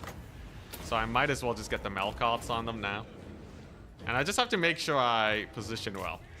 The moment he starts moving forwards is when I should start pulling back. We actually want to slow these guys down to make sure that they don't get too much work done. There we go. Get a unit of cavalry here to finish off those Dark Riders. Nice. Cold One Knights are coming. But they're pretty slow. I also have a net, so if they full commit here, it's gonna be brutal for them, right? Yeah, okay, they pull back. They know what's up. They know what's up. But unless he gets a big fight here, it's gonna be sus indeed. I just have to pull back over there. Get a little bit of focus fire on that end. Maybe get a little cycle charge over there. He has more Cold One Knights, but Wild Riders on the flank will deal with them. Deal with them just fine. Oh no. Oh no. The net. The focus. And I believe she's dead. I believe she's a million times dead. Gets a burning head down the pipe, but a Lord lost is still a Lord lost. Gets a lot of damage though. He gets certainly a lot of damage, but it's nothing that's killing my units. None of it's actually killing my units, so it's gonna be rough. Although here comes the big push. Gets in a bunch of Dark Riders. Okay. So I'm just gonna fully retreat off of this side and fully commit to this fight. Because if we win this fight on the flank, he has basically nothing left. There's the slow to keep him in business. Holy mass route. Okay, all right. Yeah, it's over, man. Dude, that route was insane. Those poor Dark Riders, they're all gone. Oh, there you go. That was his last-ditch effort. I just have to close out the game now. Get the focus fire on. I don't have any more Melkoths, so that's actually a little spooky. Let's see, we're gonna need more Wild Riders. So those Dark Riders did route off the map. Very nice. There we go. A little bit of focus fire. Going fairly well. There's his passive trigger. Worst time for the passive to trigger, though. Cleanup crew's doing good. He does have a few guys on me, so it ain't over just yet. And that passive's gonna be pretty brutal, right? I will have a net in a second. Maybe we can net these guys. Come on, come on, come on. 1 second. There we go. Oh, thank God. All right, I got the net. It's over. Those are his super, not really expensive Dark Riders, but super important for the position he's in, Dark Riders. Getting netted and murdered. Thank goodness. Extra slows for the win. Are these, yeah, just Dark Riders, so a little focus fire will deal with them. He brings in the Knights. He brings in more Dark Riders. When will you learn? There's another slow and a Melkoths. And they can't move. It's so gross. They have what? 14 speed. They have 14 speed. That's hilarious. They're just dead. Time to capture his points. Holy crap, that's disgusting. Give me more of that, please. He's mad with power again. 100%. This build is so good. It has so many nets that you don't expect. Holy crap. What a decisive victory. Now, it's a bad matchup for Dark Elves, right? It's a bad matchup for Dark Elves. Wood Elves are a really strong faction right now. But, yeah. Even with an infantry max full rush, even against the Man Tide, he couldn't do it. His cavalry could never actually get on top of my range units. It looks like, if you just look at the build, it looks like he should dumpster me. Honestly, he was spamming Dark Riders. It just didn't cook, man. The Lord Snipe helped a lot too, you know, but that's crazy, man. It's insane. Didn't even need a single Dryad. Oh boy. GG. Well played. I will say this build actually is not too bad. I think Branch Wraith. I would be surprised if Branch Wraith Awakening of the Wood Malkoths doesn't become meta. It's just an easy combo to take. You probably don't need the Smoke and Mirrors or even the Blessing of the Ancients most of the time. That way you get a cheaper Branch Wraith. Get a little bit more armor piercing going. Let's see here. Arrows of Kurnos when unrestricted is very strong. I'd rate the build pretty good. I'd give it like a 7.5 out of 10. I think it probably does really well into like Norska or something. But yeah, against like high elves, it could probably push you with their infantry. Shouldn't you Malkoths first since it can't miss? Malkoths is shorter range, I think. So you have to get that in first. Well, nice. I hope you guys enjoyed. It was a very fun tournament run. We defeated our nemesis, Charix. I think today was a very good day. Hope I can see you guys tomorrow if you want to see more crazy builds. Winning tournaments with the insanity. And yeah, if they get better bolt throwers, it changes everything. Is there anyone I can raid? Who's streaming right now? That was fun to watch. Thank you, Gimbart, with the 5 pounds. Holy crap! Let's see. Raid That was channel. fun to watch. Is Mercy the Mad streaming? No one I know is streaming right now. All right. Oh wait, Lore Master of Sotek. He's playing Final Fantasy, but I know a lot of you guys overlap with Lore Master of Sotek. I'll send you guys his way instead of just ending the stream. If you're not interested in Final Fantasy, you don't have to watch. You can tap on out. But if you, you know, maybe you can spam some questions his way, who knows? The possibilities are endless. All right, everything's set up. Toodaloo. Finally back in top 3, I think so.